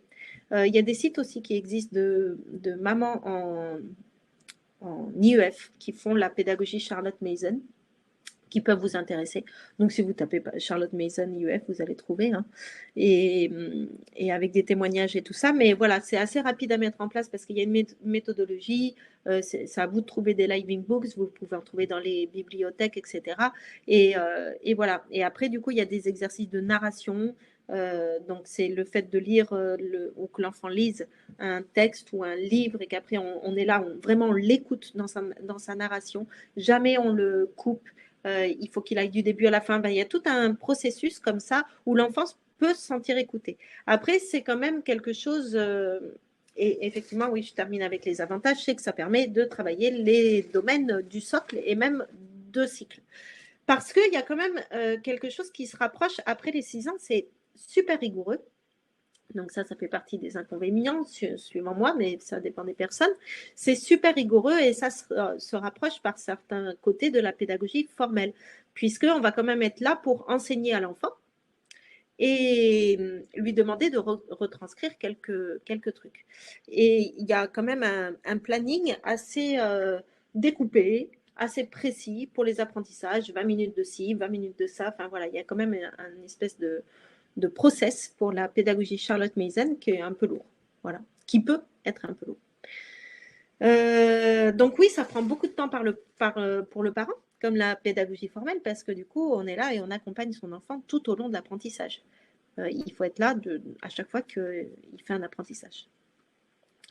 Et les living books, ça peut être compliqué à trouver, dans le sens où mais qu'est-ce que c'est vraiment un living book? Est-ce que là, je me dirige vers la bonne chose? Donc, sur les sites de mamans qui font l'IEF avec les living books, ils mettent des listes de living books. Mais voilà, je pense qu'on peut en trouver qui nous correspondent et qui ne sont pas forcément dans les listes. Voilà. Ça ne favorise pas l'autonomie des enfants comme la pédagogie formelle parce qu'on apporte tout. Et c'est difficile à mettre en place pour les fratries pour les mêmes raisons que la pédagogie formelle. Et je ne vais pas revenir dessus. Et voilà, ça se rapproche de la pédagogie traditionnelle. Alors, passons à la pédagogie freinée. La pédagogie freinée, donc, ça a été mis en place par Monsieur Freinet dans les années 50, 1950. Et ça fait partie des pédagogies dites nouvelles. Donc 1950, c'est tout nouveau, bien sûr. Alors, les avantages de la pédagogie freinée, c'est que c'est super facile à mettre en place car c'est peu coûteux pour certaines choses comme la correspondance. Dans la pédagogie freinée, on trouve des exercices de correspondance, de trouver quelqu'un, d'envoyer des lettres, etc. Le texte libre où l'enfant va s'exprimer librement sur son cahier et les contrats de travail. Donc les contrats de travail, c'est de dire cette semaine, tu dois faire ça, ça, ça et tu le fais dans l'ordre que tu veux, quand tu veux, mais il faut qu'à la fin de la semaine, ça soit tout fait. L'enfant évolue de façon naturelle et il fait ses expériences sans être influencé. Dans le sens où, quand il a son contrat de travail, il peut faire les choses de la façon dont il veut et dans l'ordre où il veut. Ça respecte les rythmes de l'enfant, il peut faire ça quand il veut, n'est-ce pas?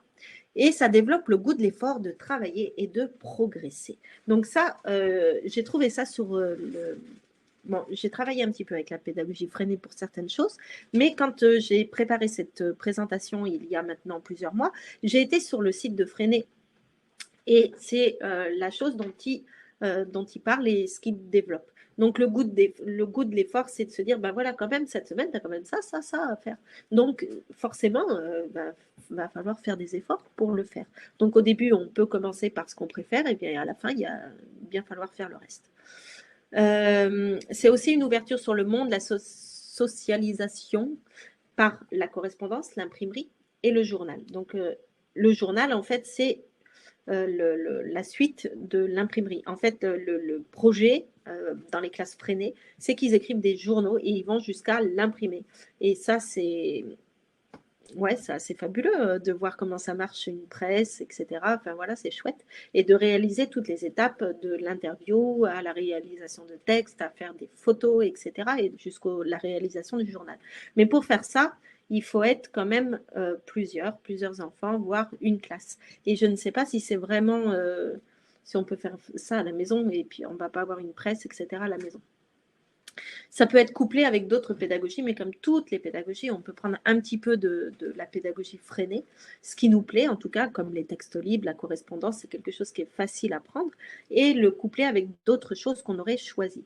Les inconvénients de cette pédagogie, c'est que y a beaucoup d'organisations, comme je disais, qui est collective, coopérative, et du coup, et qui est basée sur l'échange. Et du coup, lorsqu'on a soit une fratrie ouais, mais même jusqu'à 4 enfants, ce qui est une grosse fratrie, ça reste un peu plus limité pour l'instruction en famille. Et lorsqu'on a des enfants uniques, c'est encore plus limité. Donc, à moins de faire ça entre plusieurs familles en IEF, mais on n'a pas le droit, sinon voilà, ça limite un petit peu les avantages de cette pédagogie.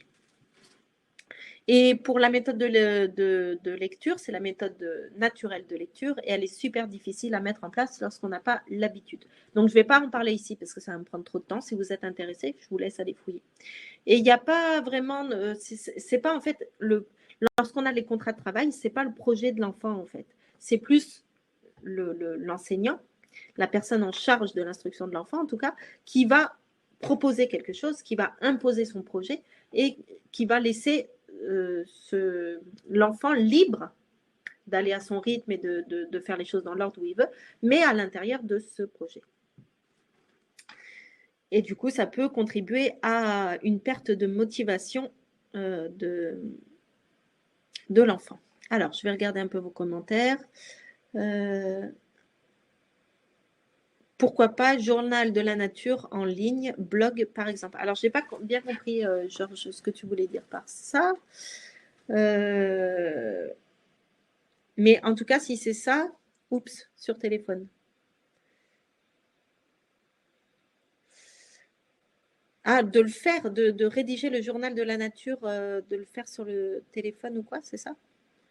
Mais en tout cas, voilà, moi, quand je parlais d'aller voir sur Google, c'est de trouver des exemples de journal de la nature, parce que ça permet de se rendre compte jusqu'où on peut faire ça, en fait.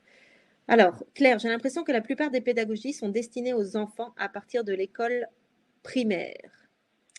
Comment ça, Claire? La plupart des pédagogies sont destinées aux enfants à partir de l'école primaire. Ah, tu parles pour les enfants en bas âge. Alors, en fait, les enfants avant 6 ans, donc là, on a vu la pédagogie freinée, on a vu la pédagogie Montessori, on a vu la pédagogie formelle. Eh bien, oui, avant 6 ans, c'est bien, à part la pédagogie Montessori, mais c'est vrai que c'est bien de les laisser jouer par eux-mêmes, de les laisser apprendre par eux-mêmes. Et soit tu fais la pédagogie formelle, soit tu fais l'unschooling avec des petits. Et c'est très, très bien toléré par même les inspecteurs. Et je vois même dans les classes maternelles, maintenant, ils essayent d'inciter à ce que tout soit fait par le jeu, etc. C'est beaucoup plus libre. Et je sais que moi, dans ma classe, quand j'avais une classe maternelle, mais qui n'était pas en Montessori, je proposais des ateliers et les enfants venaient ou venaient pas. Je n'avais jamais imposé. Bon, après, ça, c'était moi, mon mode de fonctionnement aussi, mais voilà. Alors, Claire. Ah non, Georges. Oui, en remplacement. Ah, le journal, mais pas de la nature en fait. Tu parlais du journal freiné. En remplacement de l'impression. Oui, bien sûr, on peut le faire sur l'ordinateur, carrément. C'est tout à fait faisable. Mais c'est vrai que ce côté-là, freiné des années 50 avec la presse, etc., il y avait ce côté un peu magique parce qu'on utilisait, les enfants utilisaient une presse et voyaient le côté magique un peu du truc. Et je ne sais pas si vous avez déjà utilisé une presse, mais c'est absolument... Ouais, c'est magique. Alors, bonsoir Marion, pour le collège niveau 5e, quelle pédagogie à part la pédagogie formelle? Alors, à part la pédagogie formelle pour le 5e, eh bien, tu as les apprentissages autonomes. Maintenant, forcément, les apprentissages vont être tournés voilà, ça grandit avec l'enfant. Donc, il aura des centres d'intérêt qui seront différents des petits-enfants. Donc, il va falloir nourrir. Et j'ai parlé des MOOC, Stéphanie, pour les grands. Et c'est vrai que voilà, ça peut revêtre des multiples sujets et des multiples centres d'intérêt. Et plus l'enfant grandit, plus ces centres d'intérêt peuvent être différents, en fait, et on peut avoir un panel de centres d'intérêt énorme. Donc voilà, la pédagogie freinée, on peut le faire au niveau collège, il n'y a aucun souci. La pédagogie Charlotte Mason aussi, mais du coup, ça ça se rapproche de la pédagogie formelle. Effectivement, la pédagogie Montessori, c'est pas du tout adapté. Ok. Les apprentissages autonomes. Donc ça, c'est la dernière pédagogie pour laquelle je vais vous parler. Donc ça peut être, on pourrait dire, c'est une absence de pédagogie, mais finalement pas du tout, parce qu'on a quand même le positionnement de l'adulte par rapport à ça, et il est assez subtil, et il n'y a pas vraiment de manuel. Donc les apprentissages autonomes, pour en parler rapidement, donc c'est vraiment l'enfant qui est au centre de ses apprentissages. Et c'est le seul, en fait, qui est au centre de ses apprentissages. Il n'y a rien qui lui est imposé, on peut proposer et surtout on aide pour qu'il puisse arriver au bout de ses projets et qu'il puisse nourrir sa soif d'apprendre et répondre à sa motivation, tout simplement, et se laisser guider par elle. Donc l'enfant apprend à son rythme, donc déjà oui, ça c'est sûr, et uniquement en fonction de ses centres d'intérêt et de sa motivation. Donc ça, je vous parle vraiment de l'unschooling pur. Après, voilà, on fait tous comme on peut. C'est bien sûr super pour favoriser la confiance en soi, mais c'est vrai que c'est surtout super pour favoriser la confiance en soi quand l'enfant a toujours fonctionné comme ça. Un enfant, au départ, il fonctionne que en fonction de ses centres d'intérêt et de sa motivation. Donc, automatiquement, dès la naissance, on est dans les apprentissages autonomes. Les apprentissages autonomes, ça n'empêche pas d'observer, ça n'empêche pas de demander de l'aide, ça n'empêche pas de demander une information. Ça veut juste dire que c'est l'enfant qui va aller demander cette information, chercher cette information, etc. Et puis, quand on a apporté pendant des années de la nourriture d'apprentissage à nos enfants, donc notamment à l'école ou même en IEF avec d'autres pédagogies, il peut perdre un petit peu cette soif d'apprendre et cette autonomie. Donc, s'il se retrouve du jour au lendemain, s'il est déscolarisé et qu'il se retrouve en apprentissage autonome, il peut être un petit peu déstabilisé, mettre un peu du temps à retrouver ses bases, à retrouver sa soif d'apprendre, et peut-être dans un premier temps se laisser un peu aller à ne rien faire. Mais ça revient très très vite. Enfin, ça peut revenir très très vite. Ça dépend aussi de l'âge de l'enfant. Voilà, c'est sûr que l'adolescence, c'est pas le meilleur âge pour la motivation, n'est-ce pas? Mais sauf si effectivement l'enfant a commencé avant. Alors c'est très conseillé pour les enfants qui étaient en échec scolaire, effectivement, parce que le système ne leur correspondait pas, pour différentes raisons, certainement, soit parce que enfin voilà, ça ne correspondait pas à ses profils d'apprentissage, soit parce que l'enfant est neuroatypique, pas normé, enfin voilà, tout ce qui fait que l'enfant peut être en échec scolaire. Et le fait de changer complètement de paradigme et de lui proposer vraiment autre chose, ça peut permettre à ce qu'il reprenne confiance en lui et du coup, ça peut favoriser de nouveau les apprentissages. C'est très simple à mettre en place, suivant après ce que vous demande votre enfant. Ça peut être compliqué de répondre à tous les besoins d'apprentissage des enfants, mais au départ, en tout cas, on est juste là à accompagner, à être présent, à être dans l'observation et à répondre aux besoins de nos enfants. Donc, c'est très simple à mettre en place. Ça peut se faire au fur et à mesure. Et ça se construit, du coup, au fur et à mesure en fonction de l'enfant et de son évolution. Ça s'adapte bien sûr à tous les styles de vie, que vous travaillez avec vos enfants ou pas. Quand je dis travailler, c'est travailler en même temps, votre travail professionnel ou pas, si vous pouvez emmener vos enfants dessus ou pas. Voilà, ça s'adapte vraiment à tous les styles de vie. Puisque là, du coup, vous allez partager la vie de votre enfant en fonction déjà de la vôtre et de ce que vous êtes en train de vivre. Ça convient aux fratries comme aux enfants uniques, et ouais, ça forcément, vu qu'il n'y a pas d'apprentissage qui est donné. Et ça contribue à respecter toutes les particularités des enfants et les différentes façons d'apprendre. Les inconvénients, effectivement, c'est que nous, parents, on a été formatés et notre difficulté, bien sûr, c'est de lâcher prise et de laisser nos enfants libres d'apprendre en fonction de leur motivation. C'est super compliqué, c'est super angoissant et ça peut faire très peur. Et c'est mal vu par l'inspection parce que tout simplement, c'est mal compris. Donc là, c'est là, nous, parents, où ça peut faire un peu peur, c'est qu'on va avoir un peu ce rôle-là d'expliquer comment ça peut fonctionner et notamment par le fait de remplir le livret de compétences. Donc, c'est un langage qu'on qu'on va relier à quelque chose qu'on fait de façon informelle, qui va permettre d'expliquer que, vous voyez, les apprentissages ont lieu, en fait. Et ce qui est compliqué aussi pour le parent, donc ça revient au fait de lâcher prise, c'est qu'il n'y a pas de manuel clé en main et que vous vous lancez dans un monde inconnu et mystérieux. Et qu'il va falloir vous faire confiance aux vos enfants, et on en revient au lâcher prise. Je vais un peu vite parce que j'avance dans l'heure et je n'aurai pas le temps de finir. Et voilà, nous arrivons au dernier point qui est faire à sa sauce.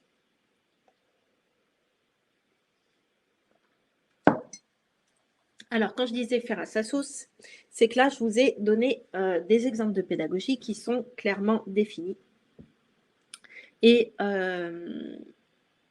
voilà, je vous ai parlé de la pédagogie Montessori, de la pédagogie freinée, etc., etc. Mais à l'intérieur de tout ça, quand on dit que vous êtes libre de vos choix pédagogiques, c'est que vous êtes libre de choisir un petit peu de chaque pédagogie, de ce qui vous plaît, de ce qui vous donne envie d'essayer, etc., etc.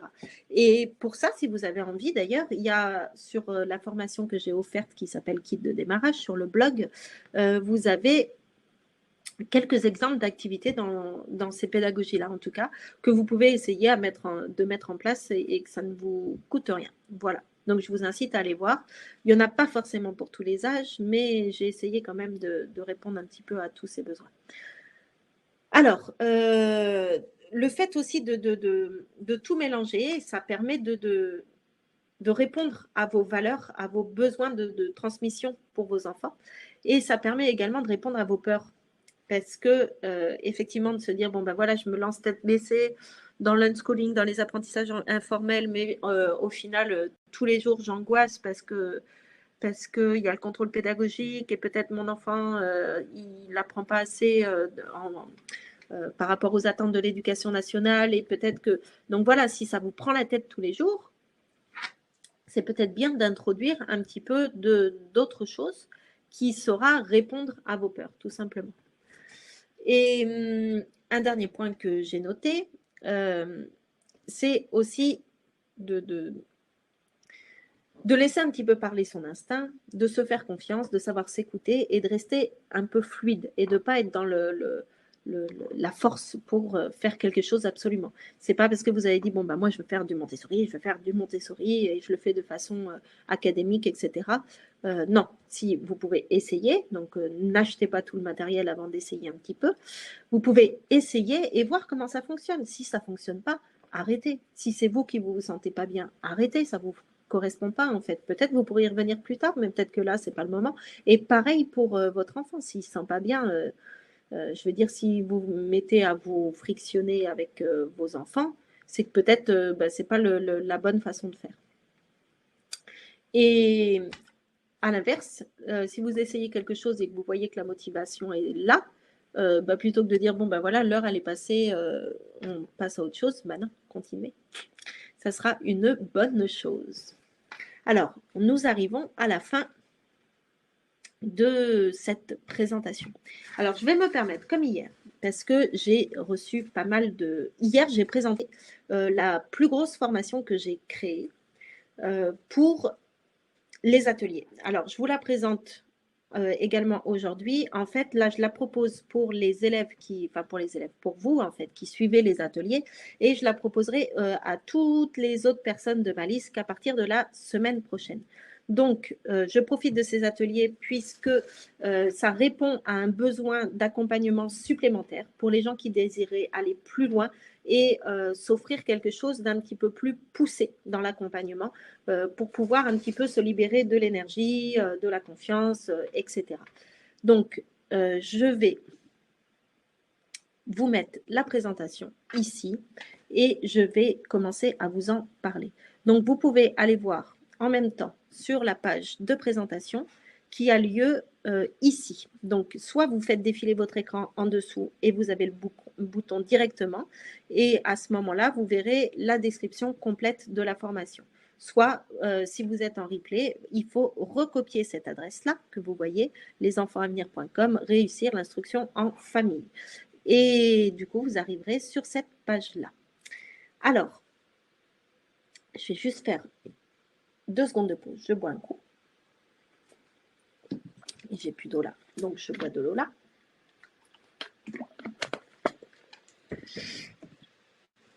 Voilà. Et je vous parle de cette petite formation. Alors, ce n'est pas une petite formation, c'est une formation très, très complète. Et je l'ai déjà évoqué du coup dans le dernier atelier, mais je vais prendre un peu plus le temps aujourd'hui.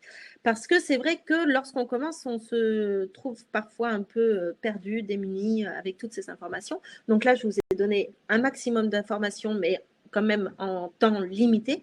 Donc j'ai fait ce que je pouvais pour vous délivrer pas mal d'informations et vous permettre d'avancer un petit peu dans vos choix et dans vos questionnements. Maintenant, c'est vrai que parfois, on mérite d'avoir un petit peu plus, de s'offrir un petit peu plus d'aide et d'aller un peu plus loin et de se sentir un petit peu plus soutenu. Et du coup, de ne pas s'épuiser et de pouvoir commencer l'instruction en famille un petit peu plus sereinement. Et donc, ce programme, c'est un outil qui va vous permettre de gagner du temps, de gagner de l'énergie, d'avoir sous la main tous les documents que vous auriez besoin, d'avoir mon soutien pas à pas pour vous guider dans la mise en place de votre instruction en famille et dans la préparation du contrôle pédagogique. En fait, tout ce que je vous ai présenté là dans ces ateliers, c'est ça, mais en beaucoup plus poussé, avec beaucoup plus d'accompagnement et vraiment pour vous permettre de vous libérer et de vous concentrer un maximum, de vous centrer sur l'essentiel, c'est-à-dire la mise en place d'une vie en instruction en famille harmonieuse pour tout le monde, pour les enfants et pour vous, et également la joie de vos enfants et même ou surtout dans leurs apprentissages, parce que finalement, si vous faites l'instruction en famille, c'est un petit peu dans ce but-là, c'est vraiment dans le but de faire renaître un petit peu de la joie au quotidien, de faire renaître de la joie dans les apprentissages, de leur faire retrouver leur soif d'apprendre, etc., et de leur transmettre vos valeurs. C'est aussi l'avantage, enfin moi je vois ça un petit peu comme ça, c'est aussi leur permettre de profiter de tout l'amour qu'on a pour eux, de passer un maximum de bons moments avec eux, etc. Donc là, moi, ce que je vous propose, c'est vraiment de vous accompagner dans les points qui sont énergivores et de vous permettre de vous centrer sur tout cet essentiel-là, qui est de vivre tout simplement avec vos enfants. Et c'est ce qui va permettre de renouer avec les apprentissages, c'est ce qui va permettre d'apprendre un maximum pour vos enfants et même pour vous, du coup. Donc, la formation, elle se divise en deux parties principales. La première partie, ça va être vraiment sur la mise en place de l'instruction en famille. Donc déjà sur le fait de comment prendre soin de vous, donc le pilier, je ne vais pas revenir dessus, avec beaucoup de méthodes, d'outils, d'astuces, etc. Et également, deuxième point, ça va être comment entretenir et faire naître un lien de qualité avec ses enfants pour favoriser ensuite les apprentissages. C'est vrai que c'est important de bien s'entendre avec ses enfants et de bien s'entendre au quotidien. Et on va voir aussi ensemble le fait aussi de trouver les bons outils pour pouvoir déterminer exactement les façons d'apprendre de vos enfants.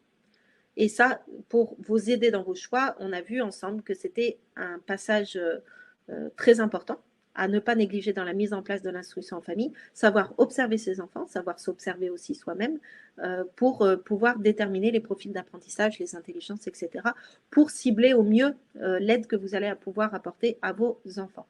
On va aussi réussir à faire émerger vos disponibilités, vos budgets, tous ces points qui sont à ne pas négliger dans votre IEF, vos valeurs, vos avantages familiaux, enfin toutes ces choses-là. Donc, si on revient aussi sur vous aussi, les besoins que vous avez et le lien que vous avez avec vos enfants, les façons dont ils ont d'apprendre. Voilà, on va réussir comme ça à mettre tout en lien pour déterminer la pratique qui va correspondre exactement à vos enfants, à vos valeurs, etc. Et la deuxième partie de cette formation, ça va être la préparation du contrôle pédagogique. Donc, la préparation du contrôle pédagogique, grâce à tous les outils que je vais vous fournir et tous les cours que vous allez avoir, ça va vous permettre de la préparer au dernier moment, au moment où vous allez recevoir la convocation, et donc d'essayer de vous libérer un peu de tout ça le reste de l'année, ou là, du coup, de cette demi-année. Et c'est vrai que cette année, on est dans une année charnière et on a tous envie d'assurer pour ce moment-là. Donc, un petit coup de pouce n'est pas forcément de refus. Donc, dans cette formation, vous aurez tous les documents disponibles, vous aurez toutes les compétences pour le dossier de suivi. Du coup, j'ai choisi de vous accompagner pour remplir le dossier de suivi par cycle. Et chaque compétence, je vous les explique pour tous les cycles, cycle 1, cycle 2, cycle 3, cycle 4. Et du coup, on remplit le livret de compétences ensemble. Chaque compétence est expliquée et vous avez des exemples d'activités qui sont à relier pour chaque compétence. Donc, ça vous permettra de trouver, vous, qu'est-ce que vous avez fait ensemble avec vos enfants pour pouvoir noter dans la ligne en face exactement l'activité proposée. Voilà. Donc, pareil pour toute la préparation du contrôle pédagogique. Ça va de la lettre au livret de suivi, aux avantages familiaux, comment diriger son entretien, quelles sont les questions qu'ils vont vous proposer, un point sur la loi, enfin voilà, toutes ces choses-là vont être abordées dans cette formation. En plus de tout ça, il y a des coachings communs tous les mois avec tous les membres de la formation. Ça permet de se soutenir, de rester motivé, de tous se voir. Vous allez pouvoir poser vos questions. Je vais y répondre. Les autres élèves peuvent y répondre aussi. Enfin, on est tous en direct. C'est pas comme aujourd'hui où il n'y a que moi qui peux parler parce qu'on est trop nombreux. Lors de ces coachings communs, vous pouvez également vous exprimer, prendre la parole, etc. Donc, ça permet vraiment d'échanger et de partager au sein d'une communauté, de poser des questions en direct et voilà, de partager avec votre expérience et pas seulement la mienne en fait.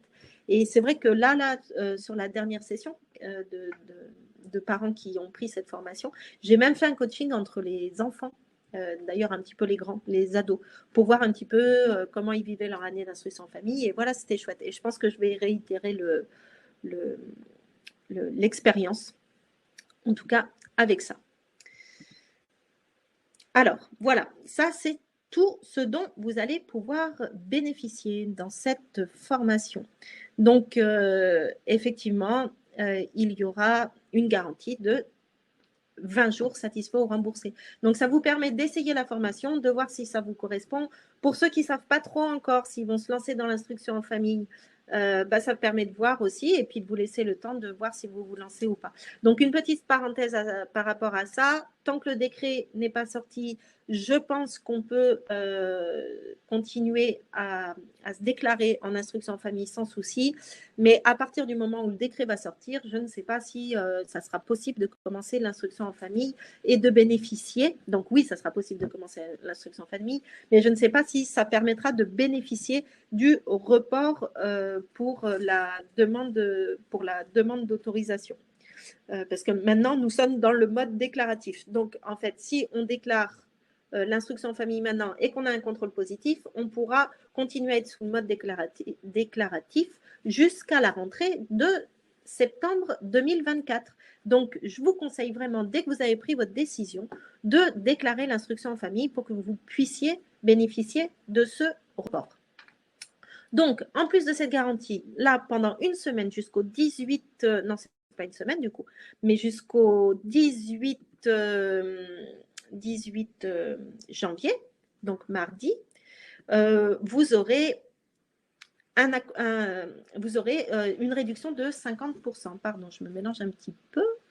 Et également, pour tous ceux qui vont s'inscrire dans les 20 premiers, les 20 premiers inscrits pourront bénéficier d'un accompagnement téléphonique avec moi-même, personnalisé, et ça, n'importe quel moment dans la formation. Comme ça, je vais pouvoir vous accompagner plus personnellement dans un moment charnier, j'ai envie de dire. Soit ça peut être avant le contrôle pédagogique, si vous avez besoin d'être assuré, ou que je relise votre lettre, ou etc. Voilà, d'avoir un soutien supplémentaire à un moment où vous en aurez le plus besoin. Voilà. Alors, maintenant, je vais vous parler un petit peu du reste. Donc ça, c'est tous les bonus que vous allez pouvoir avoir. Donc les 4 coachings communs, il y aura la rediffusion de ces ateliers-là, des fiches exercices, des documents à télécharger, des cartes mentales. Ça, vous retrouverez ça, tout ça dans la description de la formation. Et il y aura aussi l'accès à des échanges d'espaces privés, et notamment le groupe Telegram qui est qui est super réactif. Et voilà, c'est chouette, on échange pas mal aujourd'hui. D'ailleurs, je ne sais pas s'il y a des personnes, d'ailleurs, je vais remettre les messages, je vais les remettre en public. Je ne sais pas s'il y a des personnes ici qui sont présentes et qui ont suivi la formation Réussir l'instruction en famille. Si vous voulez en parler, vous êtes vraiment les bienvenus.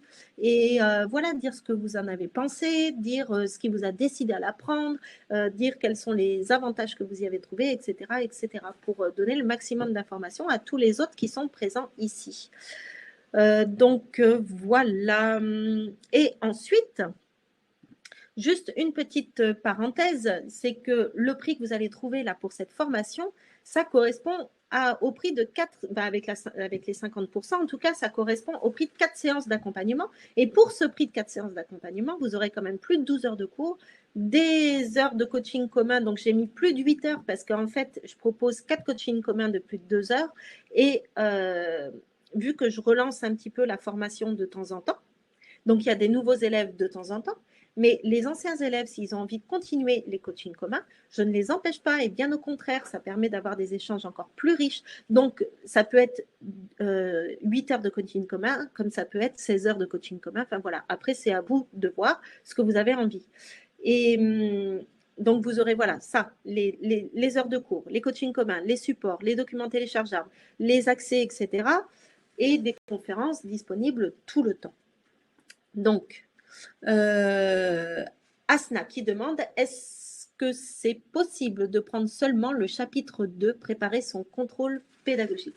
Alors en fait, pour le chapitre 2, pour préparer seulement le contrôle pédagogique, c'est possible si tu as déjà pris la formation l'IEF en confiance, parce que du coup, ça complète. Et je peux me permettre de faire à ce moment-là.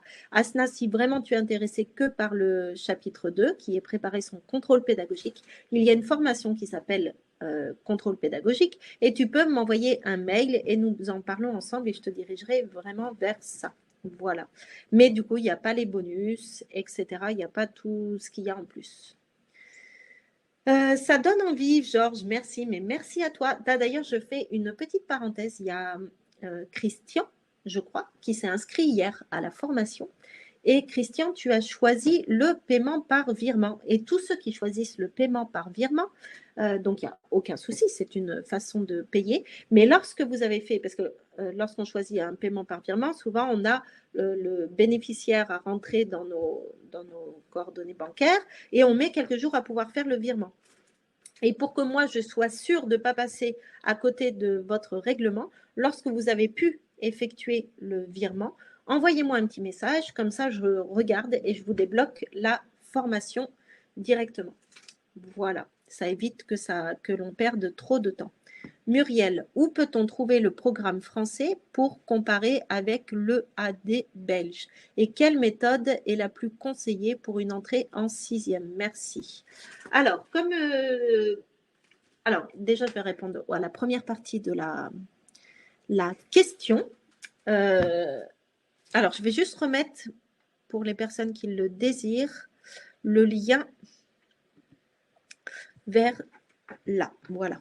Et où est-ce qu'on peut trouver le programme français? Tu peux le trouver sur le site de l'Eduscol, EDUSCOL.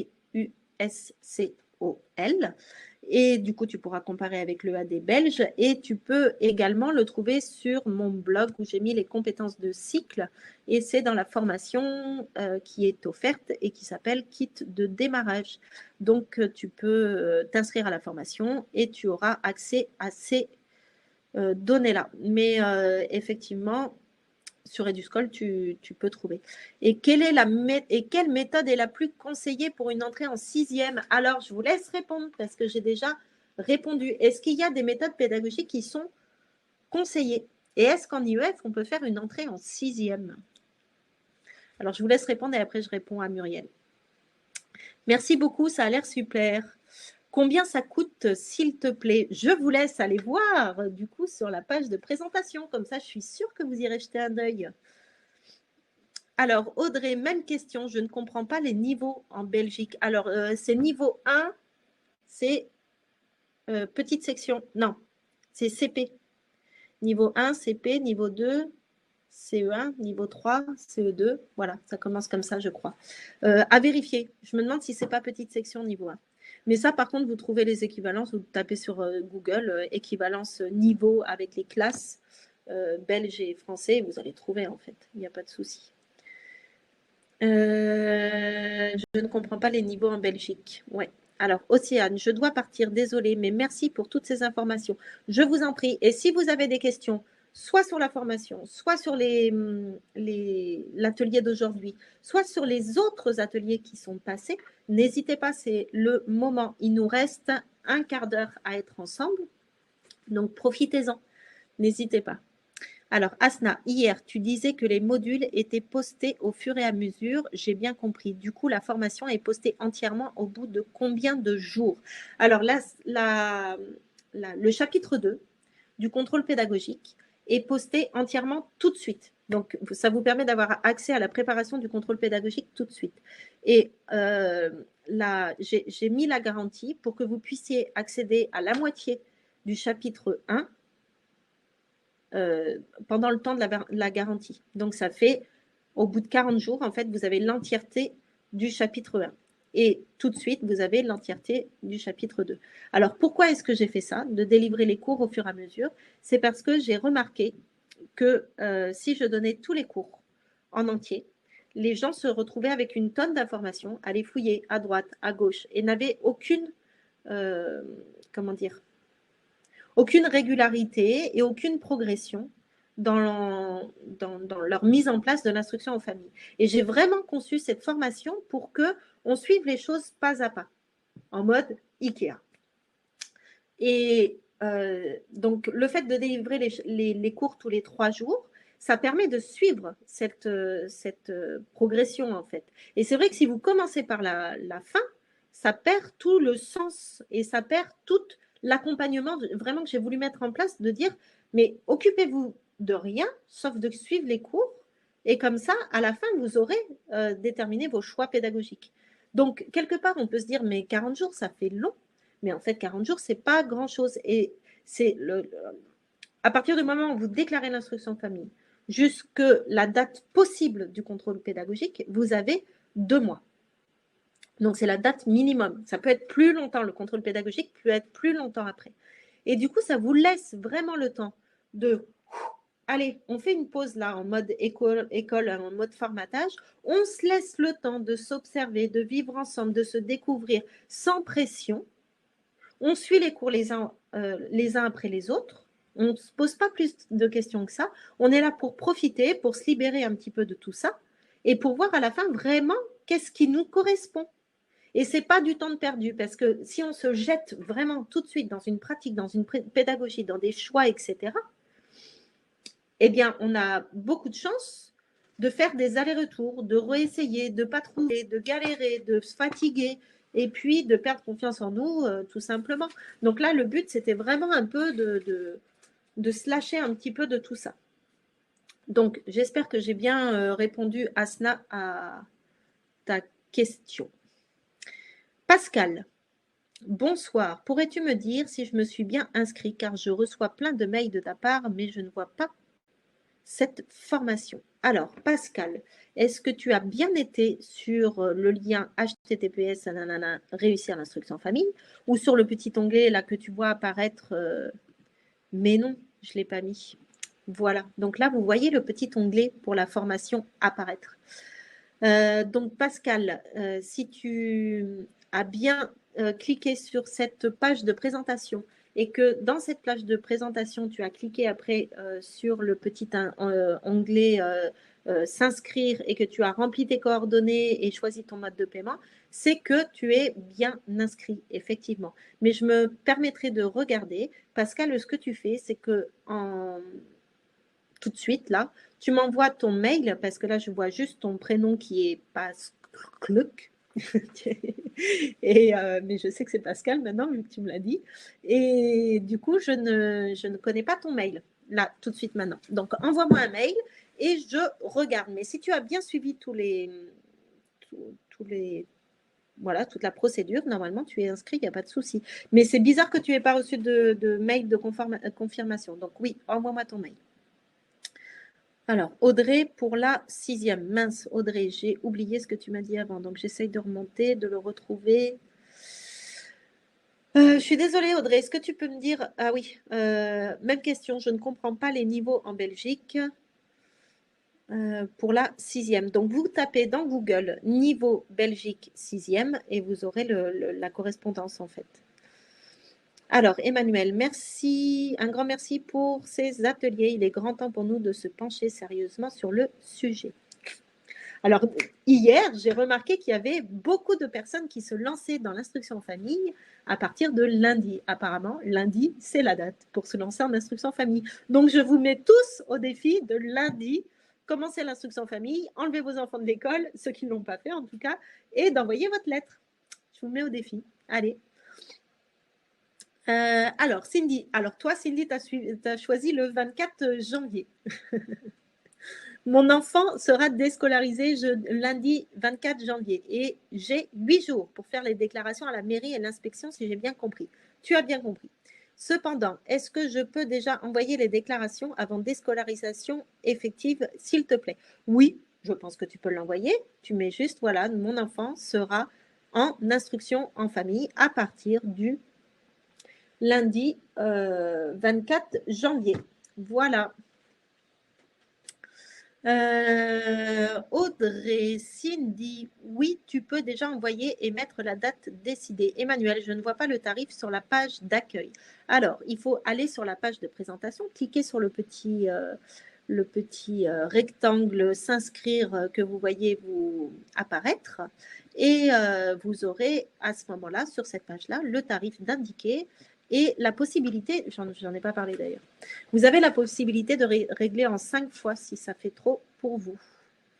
Alors, Audrey, ils mettent environ 15 jours à t'envoyer le document qui acte IEF. Donc, comme ça, tu seras dans les temps et tu fourniras ce doc à l'école. Alors, Audrey, déjà, ils ne mettent pas forcément 15 jours. Ça peut être un mois et demi. Ne pas stresser s'ils ne l'envoient pas et ne surtout pas attendre ce document pour enlever vos enfants de l'école. Ce n'est pas une obligation. Vous avez le droit de faire l'instruction en famille. Vous avez juste une déclaration à faire dans les 8 jours qui suivent la déscolarisation. Vous n'avez pas à attendre le papier de radiation. Non, vous n'avez pas à attendre l'accusé de l'autorisation, enfin pas l'autorisation, comment? Alors, je prends 2 secondes. L'attestation de l'éducation nationale comme quoi vous êtes en instruction en famille. Vous n'avez pas besoin de fournir ça à l'école pour déscolariser vos enfants. N'attendez pas ce papier-là. Alors, Muriel, j'ai bien compris que la méthode dépendait de l'enfant et de l'accompagnateur. Mais ça me semble compliqué de passer à une pédagogie autonome après une scolarité formelle jusqu'à 10 ans. On peut voir ça comme quelque chose de compliqué ou on peut voir ça comme quelque chose de libérateur. Après, Muriel, ce qui est important, c'est de déstabiliser personne et de voir comment ça se passe. Comment tu fais, Muriel, quand vous êtes en vacances?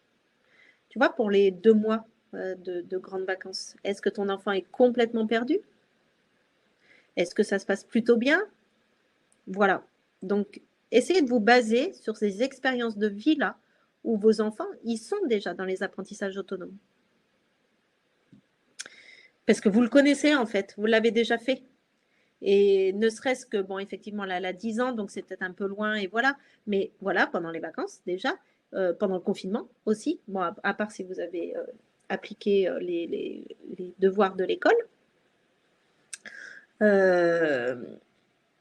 Et aussi, lorsque vos enfants n'avaient pas l'âge d'instruction, ça ne vous posait absolument pas de problème qu'ils apprennent par eux-mêmes. Et on a l'impression que quand l'enfant arrive à ses 3 ans, eh bien voilà, il ne sait plus apprendre par lui-même. On doit tout lui apprendre. Et ça, voilà, c'est un biais, c'est une fausse croyance, alors que c'est vraiment quelque chose de naturel pour n'importe qui d'apprendre de façon autonome et avec sa motivation. Regardez-vous en tant qu'adulte. On vous a toujours dit à l'école, bon ben voilà, tu apprends ça à tel moment, machin. Si là, demain, vous vient l'envie d'apprendre un autre métier, ou jouer du piano, ou n'importe quoi, ben voilà, Ça vous vient comme ça et vous allez vous lancer dans l'œuvre d'apprendre le piano ou d'apprendre un nouveau métier. Et ça se fait en fait. Donc oui, j'ai conscience que ça fasse peur. J'ai vraiment conscience de ça. Mais c'est une peur. Asna, si j'ai un conseil pour ceux qui sont décidés, faites vite pour déclarer l'instruction en famille. Merci Asna, j'ai le même conseil à donner. La directrice d'école de mon fils m'a dit qu'ils avaient reçu plusieurs circulaires pour informer que l'IEF n'était plus possible sans autorisation. Du coup, elle a refusé la radiation. C'est lorsque je lui ai parlé des décrets qui ne sont pas encore en application qu'elle a vérifié et m'a donné raison. Donc merci Marion pour toutes ces informations.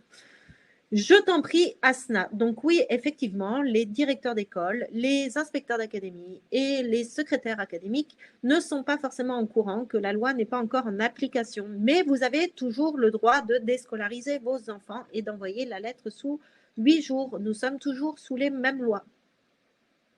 Audrey, moi, fait aujourd'hui. Bravo Audrey. Félicitations. Il nous reste 6 minutes. Claire, prévu pour lundi aussi. Bravo Claire, moi aussi fait aujourd'hui. Bravo Asna, bravo, vraiment félicitations. On va célébrer tous ensemble ce soir. Marjolaine, nous aussi le 24 janvier pour l'IEF. Donc deuxième date. Il y a la première date, bon bah du coup c'était aujourd'hui. La deuxième date c'est lundi pour tout le monde et la troisième date c'est le 24 janvier apparemment. Clotilde, ma fille est partante, trop bien. Je vais la déclarer dans la semaine. En revanche, mon fils est très formel et revêche à l'IEF. Je ne sais comment le motiver. De plus, il est cas contact et restera 14 jours à la maison. J'aimerais pourtant qu'il comprenne. Eh bien, profite de ce cas contact pour dire, ben voilà, on essaye, là, on a 14 jours et autant ça te motive. Après, si ton fils est formel, eh bien, propose-lui du formel et propose-lui d'aller voir sur les MOOC. Autant il va se régaler et il ne voudra plus arrêter. Audrey, le collège de mon fils m'a appelé après que je les ai prévenus de l'IEF. Ils m'ont dit, on met votre fils en absence justifiée le temps que vous nous fournissez l'accord de la DSDEN, mais je n'ai pas attendu leur accord. Et bien oui, et puis de toute façon, ils mettent en absence justifiée. Ils font bien comme ils veulent, après c'est leur procédure. Mais toi, tu es dans tes droits. Bravo Audrey. Hop, je branche juste mon ordinateur et je continue la lecture. Alors, Muriel, ok, merci, j'ai compris le message. Gaëlle, je dois vous laisser. Merci beaucoup pour ces informations, je suis rassurée. Je parle de l'IEF à mon fils aîné qui est scolarisé en 6e et qui vit mal sa scolarité. Il n'attend que ça. Chouette Gaëlle. Clotilde, merci. Claudine, Audrey, moi aussi. Ils ont mis ma fille en absence justifiée.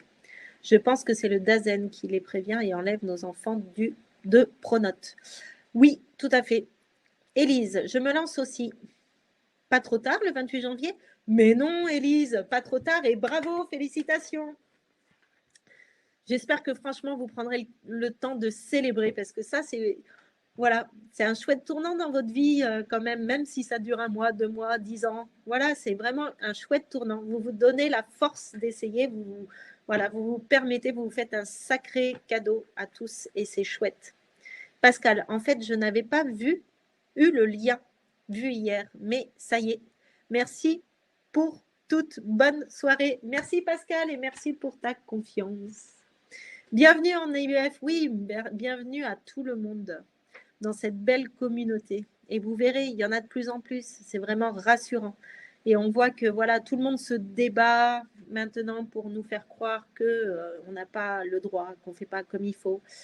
Mais d'ailleurs, allez voir un texte qui s'appelle « Il nous sous-estime ». Et c'est un texte comment il s'appelle? Jodorowsky, Alexandro Jodorowsky. Et il nous sous-estime. C'est voilà, moi, il me parle beaucoup ce texte. Et vous me direz ce que vous en avez pensé. Alors, je vous laisse m'envoyer un mail également pour me dire de ce que vous avez pensé de tous ces ateliers, de ce que ça vous a apporté. Et voilà, j'espère vous retrouver encore sur le blog, peut-être dans la formation, avec tous les parents qui seront inscrits à la formation. Et d'ailleurs, le prochain coaching commun aura lieu en fin de mois avec tous les anciens et tous les nouveaux. Donc, j'espère qu'on aura des beaux échanges encore ensemble. Stéphanie, merci beaucoup Marion pour ton aide et tes encouragements, ça fait chaud au cœur. C'est dommage qu'on ait personne de la formation Réussir l'instruction en famille qui soit présent ce soir.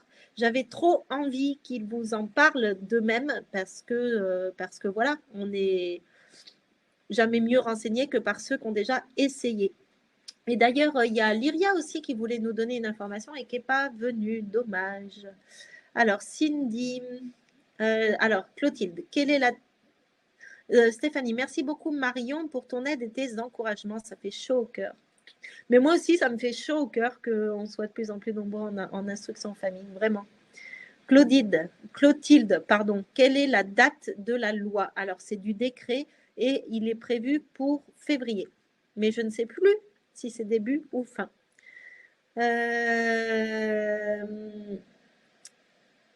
Belgisard, merci beaucoup pour tes informations et connaissances. Bonne soirée à toi, Belgisard, merci.